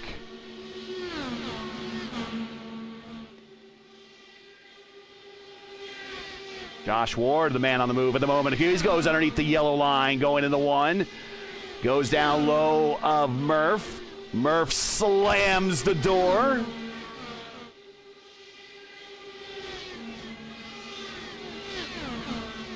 I'm going to give a lot of credit to the league and these drivers for these last 2 stints, to stay at the fact that we have been green for so long. This is good racing. This is how INDYCAR racing really should be. Yes, it is. So it's really success, to be honest.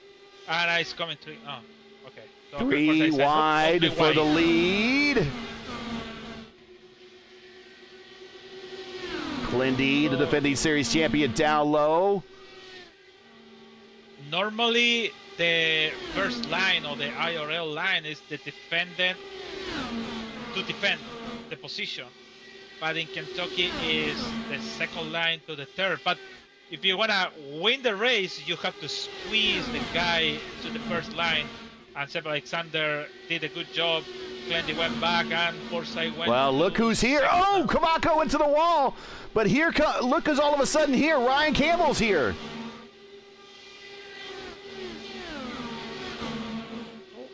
Seb Alexander, no wins in the Votive Racing Series. Greg Forsyth, he has one in season 1. Clendy, 2 wins last season, 3 overall. Edson Santos back in 5th. He's your career wins leader in the Votive Indy Oval Series at 4.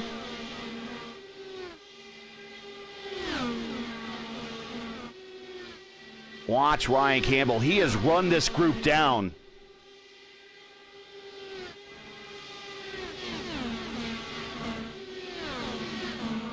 They have a momentum. 20 laps with the same tires. 25 for Forsyth, your leader. 23 for Alexander. 28 for Clendy. 21 for Campbell.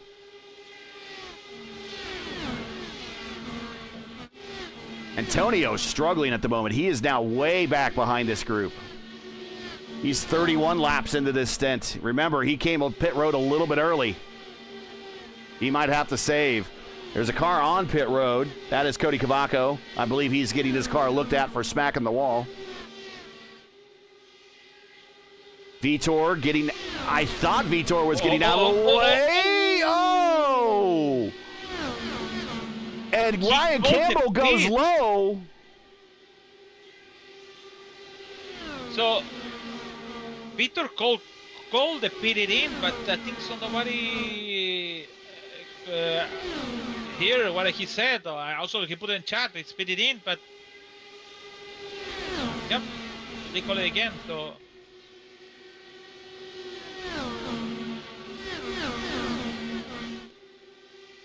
was close.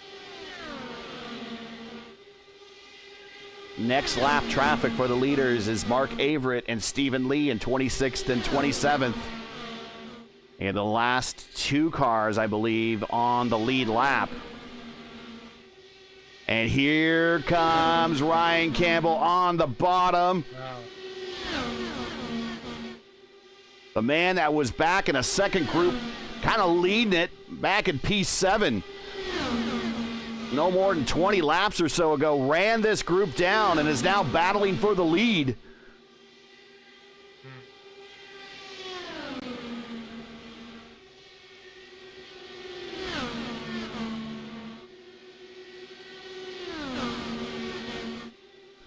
Forsyth's going to hold the lead. Seb tucks back in behind, weaves out wide to go into 1. Use that little bit of draft he picked up to try to get a run on the high side, but 1 and 2 is not the place for it. The down low line, the preferred line, is the low line through 1 and 2. Then the preferred line through 3 and 4 is up high. He might get a run here on Craig. Craig staying low. That time at the line, it was Seb. 19 to go. Craig doesn't go to the bottom line. He comes up the racetrack a little bit to crowd Seb just a tick, so he doesn't get pinched. Look at Santos. And Santos is over there too. Santos way down on the bottom, trying to thread his way through here.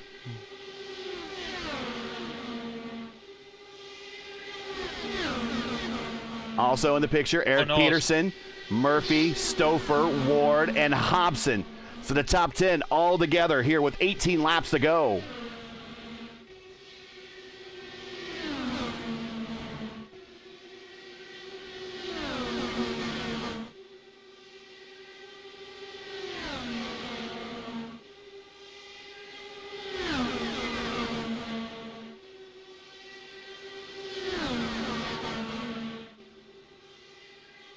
And we are shaping up to have a heck of a finish here. Thanks for joining us, everybody. Thanks for watching. Oh my God. Getting tight. And I said we're shaping up for a bit of a finish, but it's very chippy. Thanks for everybody watching. We got close to 70 people watching right now. And you are in for a treat here if this thing finishes under green. As a top 10, you can throw a tire blanket over them as they are all together here on the racetrack. One wrong move by any of these leaders, and those guys a little bit further back in this pack have a shot.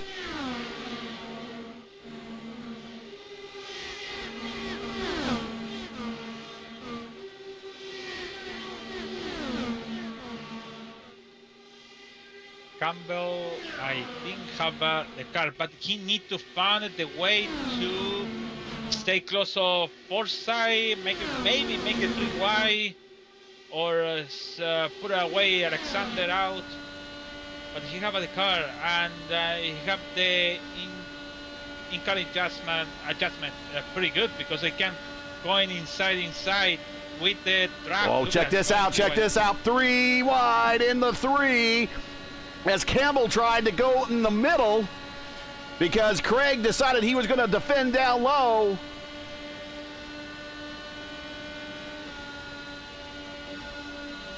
Now the mission on Campbell is squeeze Chris Forsyth on turn 3 and 4 and gain the position. Look at that. He don't want to give it to him. Look at that. Oh. Oh. Wow. That's the only way. But Campbell's going to have any other way.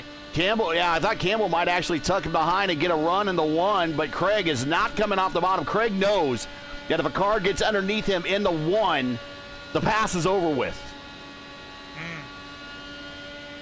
But the only way, the other way is, well, you can get inside, but you have to do the squeeze. But we still have 11 to go, so 11 now to go. So, oof. But he have a 10 laps to make the test to the last lap. Make sure that all you guys watching, there's 74 of you right now. I better see 74 thumbs up. And subscribe and notify if you're not done so already.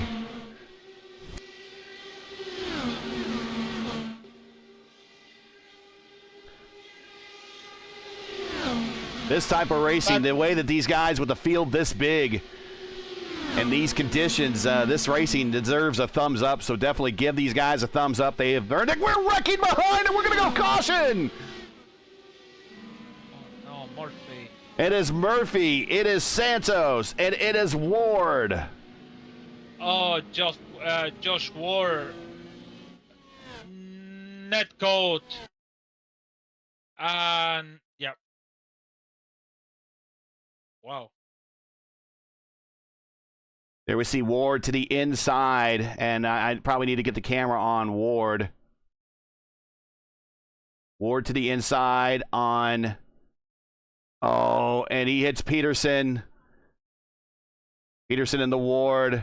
Oh, unfortunately, just watched A.J. Hobson. Jeez. On the high side.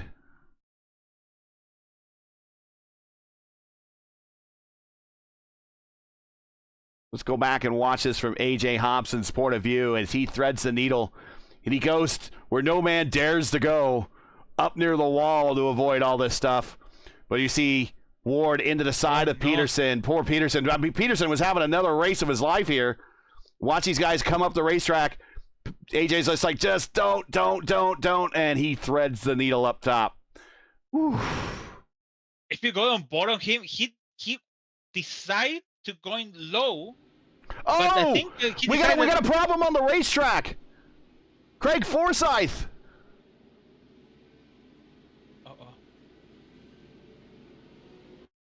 He wanted to come to pit road, and he thought better of it. He turns, then he turns the wheel, and the back end comes around. And folks, those are positions he's going to give up.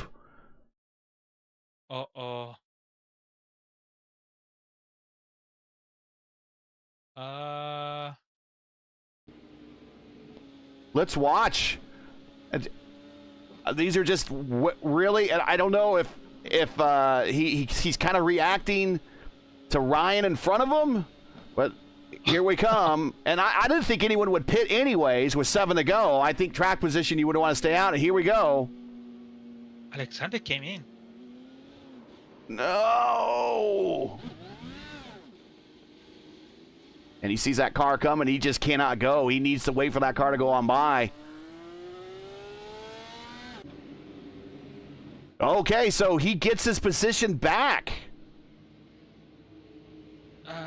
Yeah. Okay, so the field is frozen then. So if you don't, Peterson have a bimbo flag. Yes. Peterson have a bimbo flag. Yeah, because his front nose got taken out in that incident, so he's staying out. So he's coming to pit road right now. Oh yeah, okay. I thought Craig would lose those positions, but what it does is it really abuses his tires a little bit because he spun them a lot. But now your leader is Ryan Campbell. Craig Forsyth is second. Clendy is third. Hobson fourth, who did an excellent job at missing that incident. Durazo, the cat, man. We have not talked about the cat all day. He started second and just kind of fell back. But here he is late in the race in a position. Mason Mitchum, same thing. Started third, kind of fell back. Here he is in a position. Casey Povolonas, the big cheese. Casey, he has been up in the top 10 for much of this second half of this race, or near it. Logan Edwards, same thing. He started in the top 10, fell back. Now he's back up in it. Tristan Fortson worked his way in the top 10. Andy Kirkenbauer, last time we really shouted him out, saw him as he was up in the wall mid-race. He is now in 10th. Remember, he finished on the podium last time we were here. So 6 to go. Going to go green with 5 to go. Lights out on the pace car. And Ryan Campbell, who started 5th, currently is your leader, is going to bring us to the green flag with a host of IndyCar experience right behind him. Here we go, green flag. He's going to bring him down slowly. He's got teammates up in that group with him, so he might be able to count it down as they're starting to group up a little bit in the back, a little accordion action. Green flag. No. Said Alexander lose the win. Hugo last spoon on the grass, and we're still on green. So Seb's got his wing back, so he is forgiven. Hugo Galles, he's back on the racetrack. Spoon. I think it's on the over. Alexander spinning. He have a damage. He must have got damage from that incident. Let's see what happens.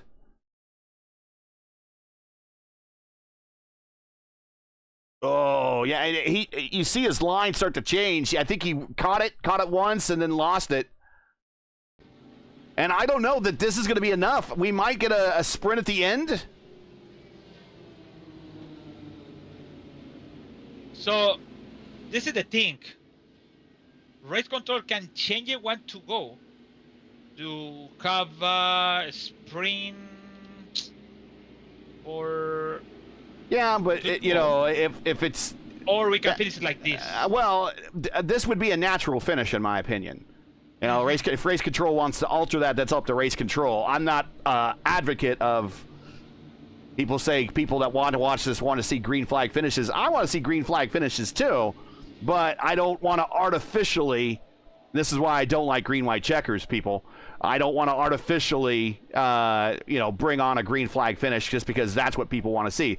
This is the Votive Indy Derby. This is 300 miles. It's not 300 plus miles. This is 300 miles.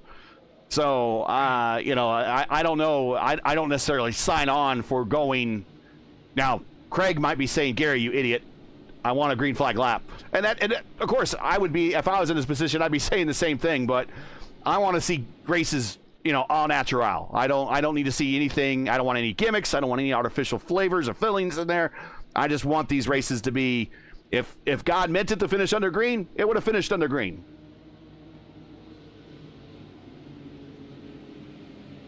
I think we are going to get I think we are going to get a natural green flag lap. I think we'll get a green white. I think we get a green white checker. So we're getting a car, getting a lucky dog, and that is Leo Salvador. Oh, he's back on the lead lap. Leo. And a Leaner Energy M&M's car. I thought I'd never see a Leaner Energy M&M's car, but there's a first.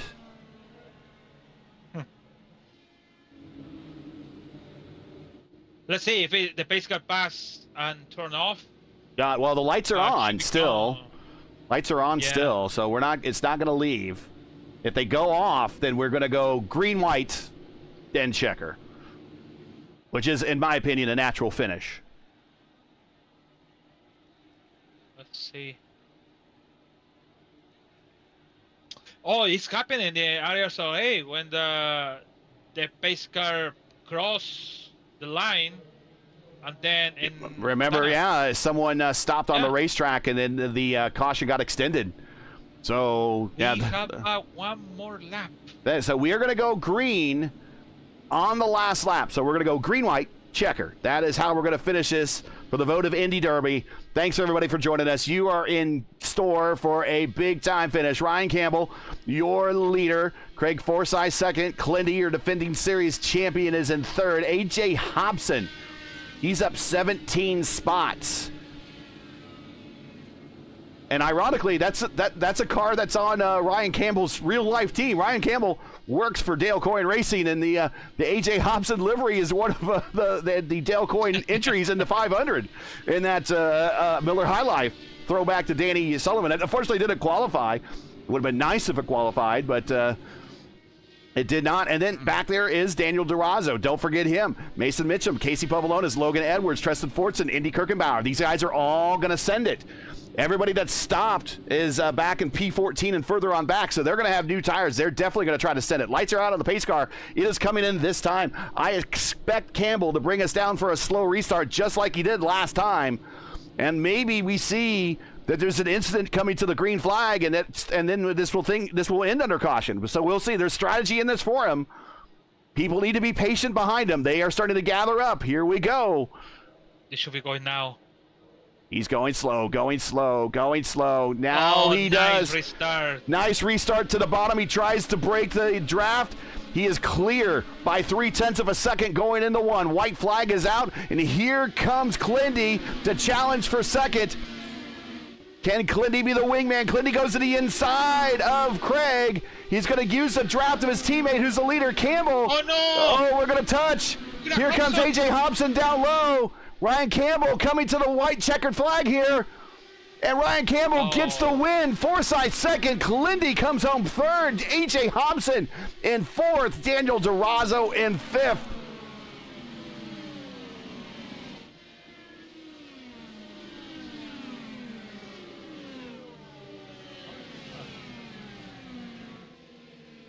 The restart of Forsyth was not a nice one. And we will talk to him about that here very shortly. But the win and the money and the prestige and everything that comes with winning the Votive Indy Derby goes to Ryan Campbell.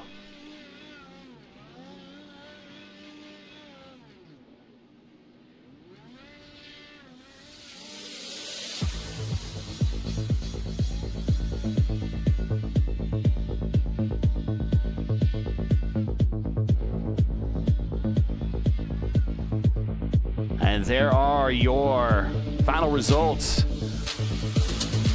Ryan Campbell, your winner. Craig Forsyth in second. Clindy in third. Almost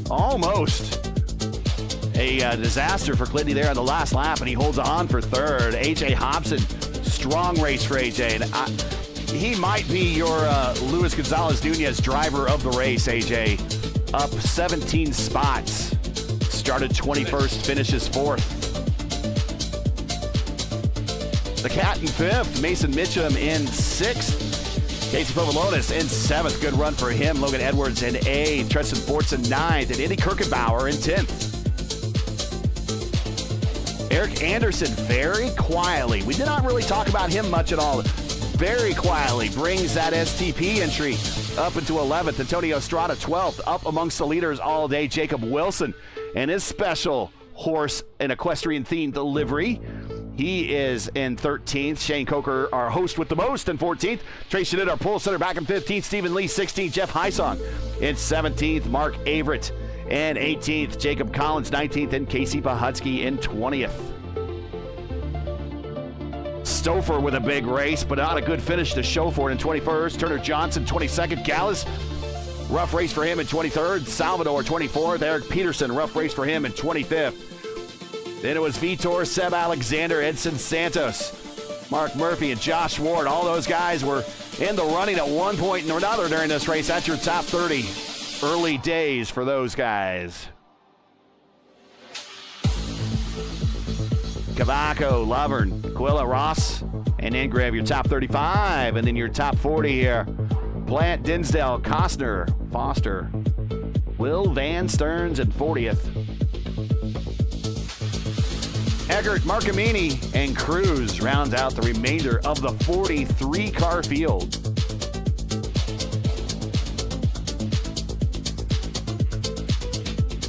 So 1 hour and 39 minutes the race, 300 miles in Kentucky. They finished 24 in lap, so Leo Salvador was the last one on track in the lead lap.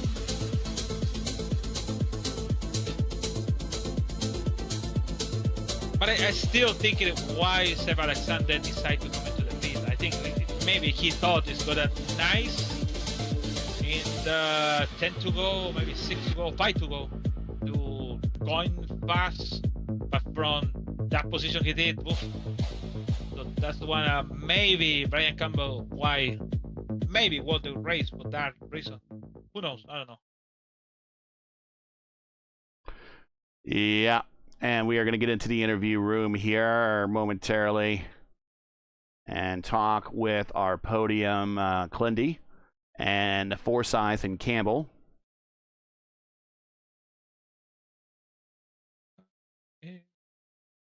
And I just need to clear off. Down.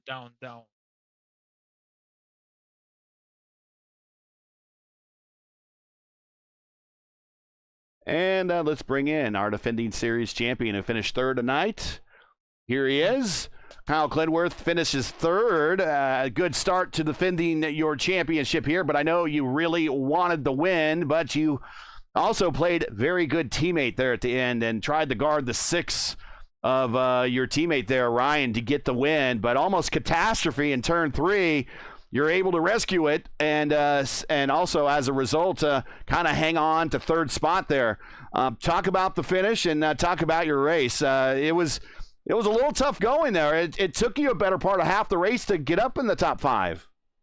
Yeah, I learned a good lesson yesterday in patience, and I tried to apply it today. I just knew that the pay window doesn't open until the second to last or last stop, until you can formulate a strategy for the finish. There's no point in rushing to get to the front. So, but Ryan was not my teammate today. Like, sure, we're both Rogue Racing members, but Votive now limits teams to 4 cars. And so we had 3 cars on Rogue Racing Shadow, myself, Hunter, and Jacob. And then we had 4 cars on Rogue Racing Stealth. And that was Ryan, Tony, Cody, and Ty. So he didn't communicate with me at all about that restart and fed me dirty air into 3 when I thought I was going to get left the bottom. So I drove in like Ryan was going to run the middle in front of Craig, and then when he ran the bottom in front of me, I hastily had to pull out of the throttle and tap the brakes and hope it rotated and didn't clean Craig out, and I'm very glad I did not. I know I slid up into him, but he is such a wheelman, he kept it straight, so very happy that it ended that way instead of in disaster. Well, not a bad start to the season for you. I know you wanted the win in a big payday race. You're going to get a little bit of a payday at least. I think you get $20 out of that thing. So $20 to something that you normally wouldn't add $20 for. But more importantly, the points and starting the defense of your title. You're going to start off third in the points. At least, and going into the rest of the season. And I know that the first time that we were last season, you kind of had a rough start to the season, and it kind of had to recover and make up ground. And now you don't have to make up as much ground this time. You're kind of starting up at the front where you kind of want to. Yeah, and Ryan's a part-timer, so basically I'm effectively second in the points if Craig makes all the races, right?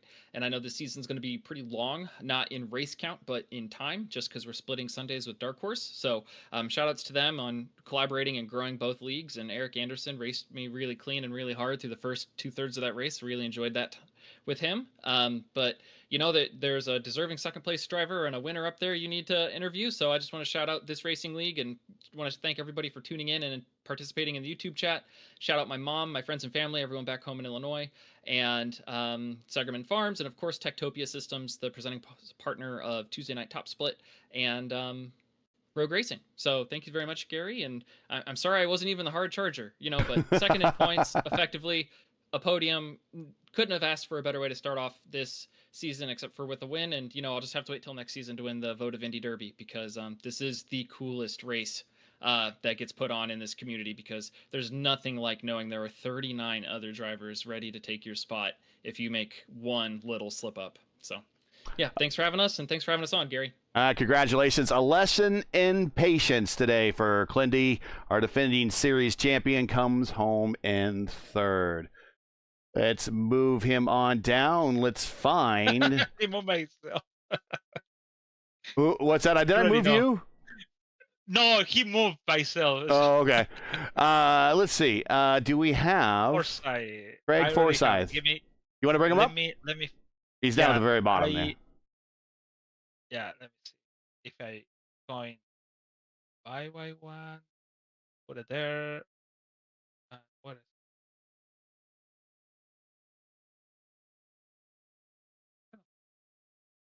Because it's so low, I cannot do it. All right, let's see if we can.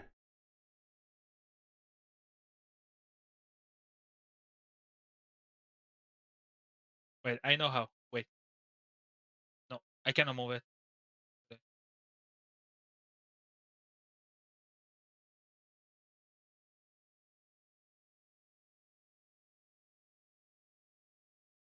All right.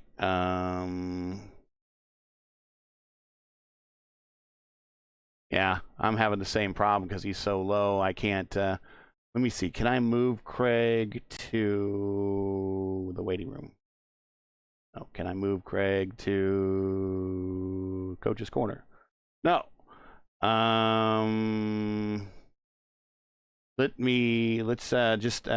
Let's at Craig and tell him to go to the waiting room. I tell to somebody to tell him coming up.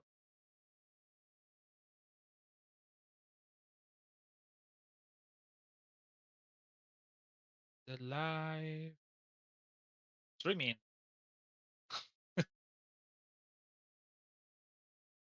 He just wants his car to be on more video time here.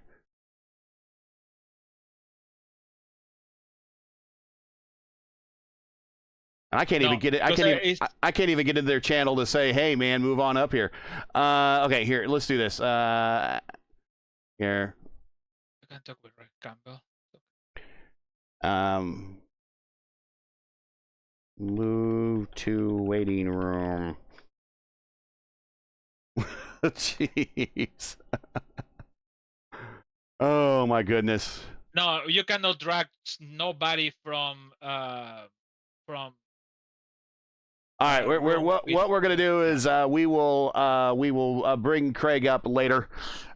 We do have a show to do, and we will bring up Craig here later. But we will bring up Ryan right now to get him up. Oh, there is Craig. So Craig is finally decided to show up in the waiting room. There he is. We will bring him up right now. And here is Craig Forsyth just joining us now. Craig, congratulations on the P2. A bit of a hairy last lap.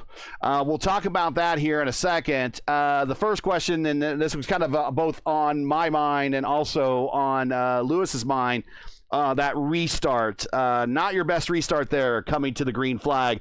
Wheel spin, just wasn't anticipating. What happened there? Age. I'm going with age. It was like 10 seconds after I said, all right, I don't have the best restarts. I need to be on the ball. and then Ryan went, and I'm like, oh, this is a terrible restart. No, that was all on me. I talked myself into it. I think it was not my best restart. That's for sure. Well, and let's talk about the rest of the lap. Going into turn 3, as a result of not getting a good restart, you kind of left the door open for Clinty to get a good run on you going down the backstretch, and he takes a peek on the inside. But unfortunately, the car in front of you guys, who eventually won this thing, was down low and was feeding, inadvertently probably feeding dirty air to Clinty. Clinty caught the dirty air and kind of almost, maybe probably made contact. I'm not sure what it read to you guys. I see 2 incidents for you and 4 for Clinty, so I'm thinking maybe there was contact there. But you guys were able to keep it straight and bring it to the finish, but little hairy there in turns 3 and 4. Yeah, no, I think that's just 2 cars aiming for the same space. I was coming down, he was coming up, and we touched little 4-wheel drift there, but was able to keep the car under me, thankfully. And no harm, no foul. That's just racing to the end, right? So, yeah, no, it was just too bad that, you know, we had the strategy, we got ourselves into the position to win this thing on the, you know, after the 150 lap 150 pit stop, whenever that was, so that, you know, we knew at that point we were going to be good to go. We got ourselves into the lead there.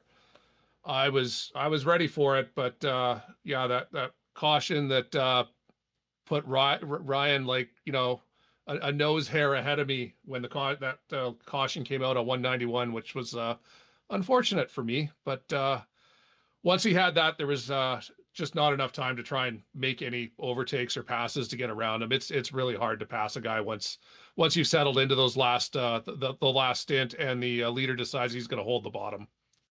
Last question, and the other elephant in the room was coming to pit road, a little bit of a pump fake there at the end. I don't know what you're talking about. La, la, la, la, la. We can't talk about that ever again. Okay. That was totally not me doing, like, I don't know, rookie level. I was really hoping you had been looking at something else at the time. Well, you're lucky you got those positions back. I thought if you, I didn't think I was getting them back. Yeah, I thought if you come to a stop on the racetrack, those cars that are still in motion behind you could get that spot, but lucky you. Okay, we won't talk about that, but congratulations. And also kind of like the leader in the clubhouse, so to speak, in points. Ryan's not going to be a regular participant, I don't think, in the series, so that kind of opens the door for you. So a good start to the season. 9 races for this campaign, and second place, but possibly looking at being the points leader unofficially kind of going into the next race. So I think that's a good start to the season. Any shout outs, friends, family, sponsors, anyone want to say hi to before we let you go? I mean, I got to thank teammate Chris Stouffer. I mean, the two of us were having good races. He was working his way up through the back there, and unfortunately he had his nose taken off on one of the I think the second last restart. So that ruined what was going to be a good day for him. But no, Jim at 4D Racewear, I mean, sponsor for the league, a good guy, sponsors most of what we love to do here in iRacing, whether it's the broadcast, the leagues, or just the iRacing official series itself. So got to thank him. And no, Shane putting on the Votive. This has turned into a gangbusters big league. So good on him getting this going so quickly, so fast, and having so much energy for it. And Matt doing the thankless job of race control, and you doing the thankless job of the voice in the booth along with LGN. Well, good to have you here. Congratulations on the P2. We will catch you in a couple of weeks when we get to round 2 at Atlanta. I don't want to admit, sadly, that is a race I have to miss. So I won't be the points leader for long. But knowing how you always race, you will be there at the end. So congrats, and we will see you at the next race, whenever that is. All right. Thanks. See ya. Stay safe. All right. And let's bring up Ryan Campbell. Here he is. Ryan Campbell, I'm willing to bet, and this might go down in the notebook as your biggest sim racing win. I know you've won in the officials before, dominated a couple of races. Specifically, I remember one at Gateway, but a big money race here, $100 to the winner. Congratulations on the win. And really, though, they had to make you sweat for it at the end because they whether or not you wanted it, you got a green-white checker, not a green-white checker, but a green-white checker. So you had to really control that last restart, and you certainly did because I think you, when you dropped the hammer, I don't think Craig really was expecting it at that point, and it allowed you to kind of drive off and secure the victory there. With that restart. Congratulations. Talk about your race, especially with that last restart. Oh, man. First off, I do think, actually, now that I think about it, this is probably my biggest sim racing accomplishment. This and my Auto Club win. I won one of the Triple Crowners in the official series. It's probably neck and neck there. But that final restart, yeah, I just tried going at a really weird time, a time that people wouldn't expect. I think Craig expected me to do what I did on the restart prior and wait until pretty much the green flag came out, which I considered it, but I was like, he's going to think that's what I'm going to do. So I ended up going a bit earlier than that. And I think that's what made me get this win. But this entire race just was a blast. This is really my first race in 4 months. I've done a couple of low SOF official races, but just been busy with work, traveling and doing my own thing, but getting to come back and do this, and it's just a blast of a race. There was at one point I got walled by a lap car and I was like 3 seconds back, and most of my second half of the race was clawing back those 3 seconds and getting to that lead group. And then once I was there, it kind of allowed me to learn how to pass cars, and I just got to Craig at the right time. It was that simple. I was making my move on Craig, and the second I got a nose across, the yellow came out and it gave me the lead. So that timing of the yellow couldn't have been any better for me. And I think that's pretty much the reason I won this race, which I'm very thankful for. I'm going to have to thank whoever brought out that yellow, I think. That's my other question is, and you talked about it, is at one point after those last round of green flag pit stops, you were back around 7th and 8th, and the top 6 just kind of took off, and you had a good second plus that you had to make up to those guys. And you, in a fixed setup race, to run someone down is very hard to do. And you ran down not just someone, but a whole group of someone's just to get there. And you, first of all, joining that group and then working your way through that group. And then all of a sudden you're back at the lead. What did you find out with your car, setup wise, line wise, whatever, that you discovered that allowed you to make up that second gap and then work your way through all those guys up in the top 6 or 7 there? I mean, all of them have a lot of experience, and guys that you've seen at the top split level, none of them are going to be easy to pass, and you know that. No, not at all. And the reason I'd fallen behind was, like I said, I actually got walled by a lap car trying to make a pretty aggressive move on him. I think maybe if looking back on it, I probably should have just let off the gas and not try to pass him on the outside. He washed up into me, but no harm, no foul. Well, a little bit of harm, but I truly, so my strategy, I ended up coming down on one of the yellows and taking fuel only. And that in my head, I made sure I knew that I could go full push to the end of the race. That was really helpful because I didn't have to worry about fuel at all. Where I know some of the guys in the lead group had to worry about fuel. But after the but what about tires? I mean, were you finding that tires, because of the temperature, just weren't as wearing as big as you would expect, the degradation? If you focused on them the entire run and you weren't in dirty air for the entire run, you could get away with it. If you really abuse your tires, like at the end of one of my stints, the stint where I pit for only fuel, I was at 33%. You could feel it, and you could see at the end of those runs we'd start stringing out, because you'd see some guys who had abused their tires, maybe didn't have their tools 100% right, would just wear out their tires and just fall back and back.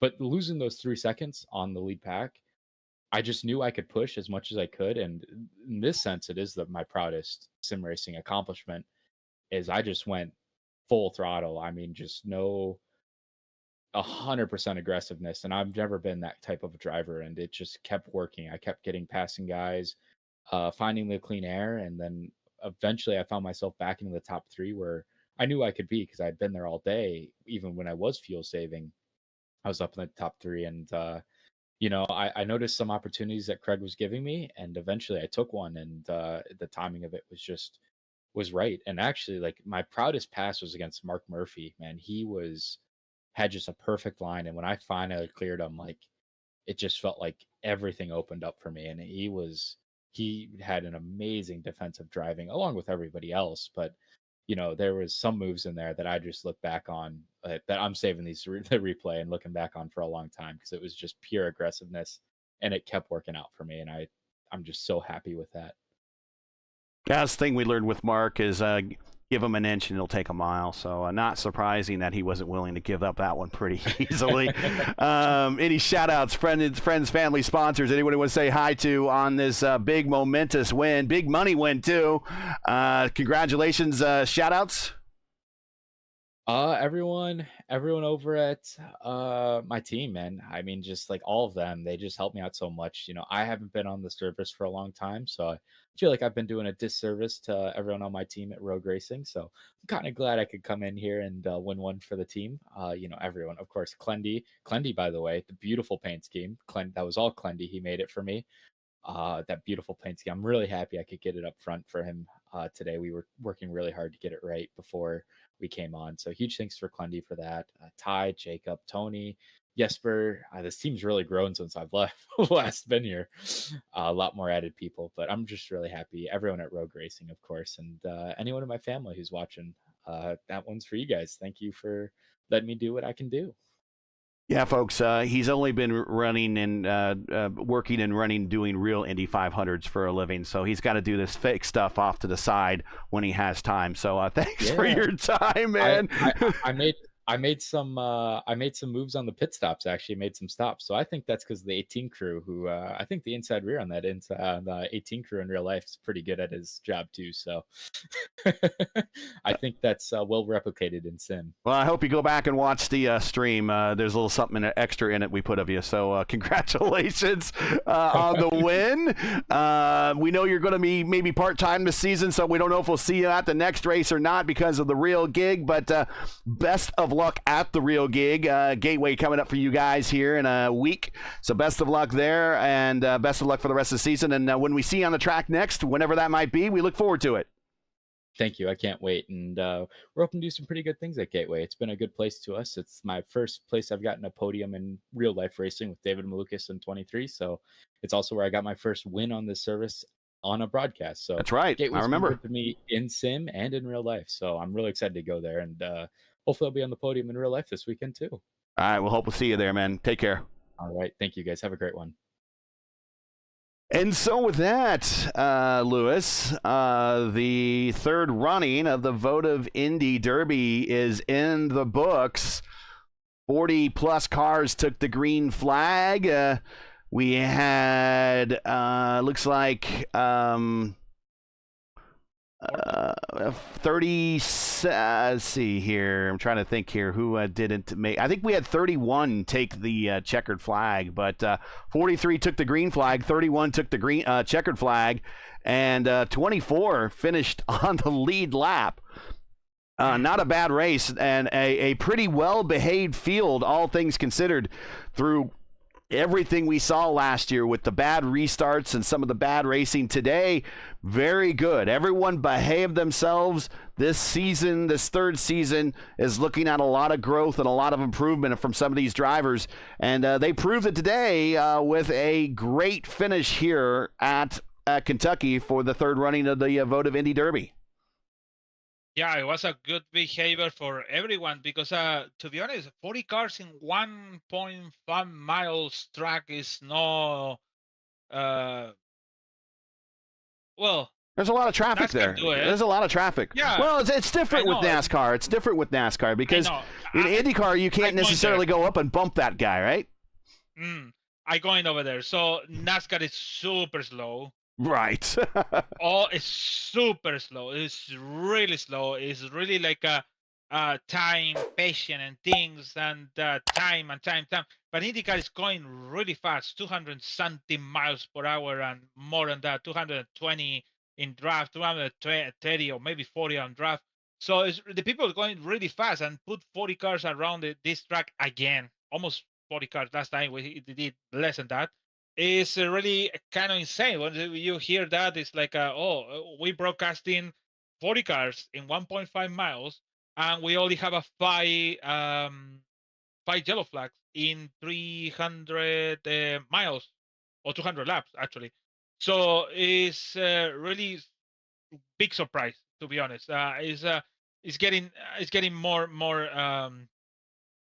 very well actually for the people. So last year we saw the fast repair, and this year is no more fast repair, and that's make the point of okay, I cannot come in to make my hero pass in the first lap and be in the broadcasting and said, oh, he did a good pass, and then the next lap he did a second one and go to the wall, and then he coming back again, and the behavior is different.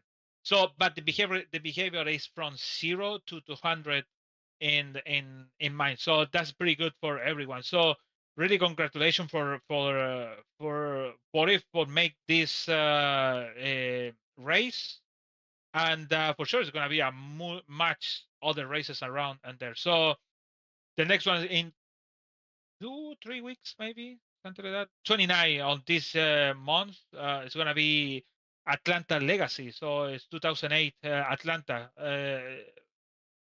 For sure, it's gonna be super hot. We don't know yet. We have to figure out what it's gonna be, but it's gonna be hot, because Atlanta also is hot. Always is hot, and especially that Atlanta is really bumpy.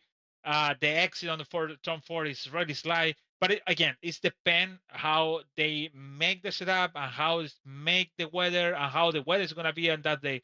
Because today we have a night and it's always in 88, 87, 86 Fahrenheit. It's really cold. So yeah, if you remember last time we did a race at Atlanta in the Elite Racing League in the Warriors for Peace INDYCAR Series, and all of the chaos that happened there in the closing stages of that race. So if that race is any indication of what the Votive Indy Oval Series might be like when they go there, folks, you can't miss that race when we come back on the 29th. Yeah, it's going to be really exciting, and especially with this behavior, have to be like that. I hope to see no more than 40 cars, but I hope it's going to see big field to have a good race in there. So I hope don't see that Texas we saw last season with many yellow flags in the pretty tough track. So see you in 2 weeks. Just only remember Iowa is in the Dark Horse also too in 22 Sunday 22 for P1. So see you in 2 weeks, and see you tomorrow with the IRSA from Homestead. Oh, that's pretty good actually. Homestead, yeah. And there is the calendar for the remainder of the season. 2 races this month. We start with the Votive Indy Derby. Then we go to Atlanta. Then the only race for the month of July is Twin Ring Motegi. Only 1 race for August. And then we will finish with 2 in September, 2 in October, and 1 in November. So this schedule is very spread out, sharing it with the guys from Dark Horse. And also, well, my availability is, I have things I need to do on Sundays every now and then. So they've been great sports about spreading this season out. So there is the schedule. We have some people said that they want to interested in signing up. The link for the Votive Discord server is in the description. You can always sign up there, go to the Discord, join that server, and inquire from within to learn more about how to be a participant in the Votive Indy Oval Series.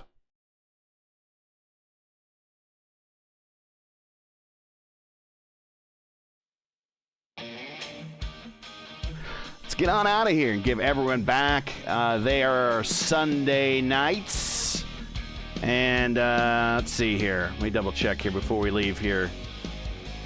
With 2 minutes and 42 seconds left in the fourth quarter, OKC leads the Pacers in Game 2, 117-99. So it is primetime Pacer time for a comeback.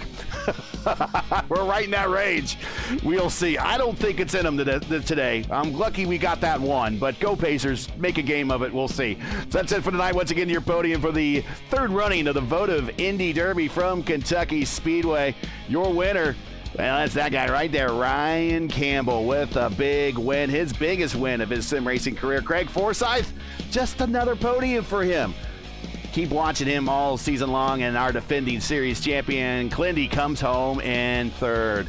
Join LGN and myself again on Sunday, June 29, 2025 for round 2 of season 3 of the Votive Indy Oval Series as the teams of drivers get into the rest of the season and head to Atlanta Motor Speedway. Coverage, as always, will start around 7:50 p.m. Eastern Time. Again, that's 7:50 p.m. Eastern Time. Remember, it's an all-new season. For the correct broadcast time in your area, you find everything right here at YouTube at youtube.com/@P1 Broadcasting. Now, as you know, the YouTube algorithm game is not easy, so please help support P1 with the weekly grind. Leave a comment below. Let us know what you thought of tonight's racing. If you enjoyed tonight's coverage, support us by smashing like in the video. If you're new, and I know there's a lot of new people watching tonight, please click subscribe, and while you're at it, hit the bell for weekly reminders so don't miss it on more of P1's other iRacing programming. It's free, everybody. Just click the subscribe button. Tomorrow night, it's round 8 of the Sim Gaming Expo ISRA Open Wheel Series from Homestead Miami Speedway. If you like INDYCAR racing, there's going to be more of it tomorrow night with a lot of the X-Lionheart guys. Check it out, 9:35 p.m. Eastern. You don't want to miss it. Track cams for this race are provided by Whiplash Sim Cams. Get the most out of your iRacing experience with Whiplash Sim Cams. To learn more about Whiplash, like them on Facebook or follow them on X and Instagram. The links are in the description. For business inquiries and to learn more about P1 and what we do, like us on Facebook. You can follow us on X and Instagram. You can follow all of our social links right here on Linktree. You can check them out in the description. So for Luis Gonzalez Nunez, everyone here at Votive, I am Gary Gatto, and everyone here at P1, happy Sunday, and thanks for watching, everybody. We really mean it. And to all of our men and women serving in the military and as first responders, Godspeed, God bless, and come home safe. Once again, congratulations to our Votive Indy Derby winner. Gosh, if I can get it out of my mouth. Ryan Campbell with the big win here in the Crown Jewel. Congratulations again. Catch us all again June 29th at Atlanta for the next race of the Votive Indy Oval Series. We'll see ya.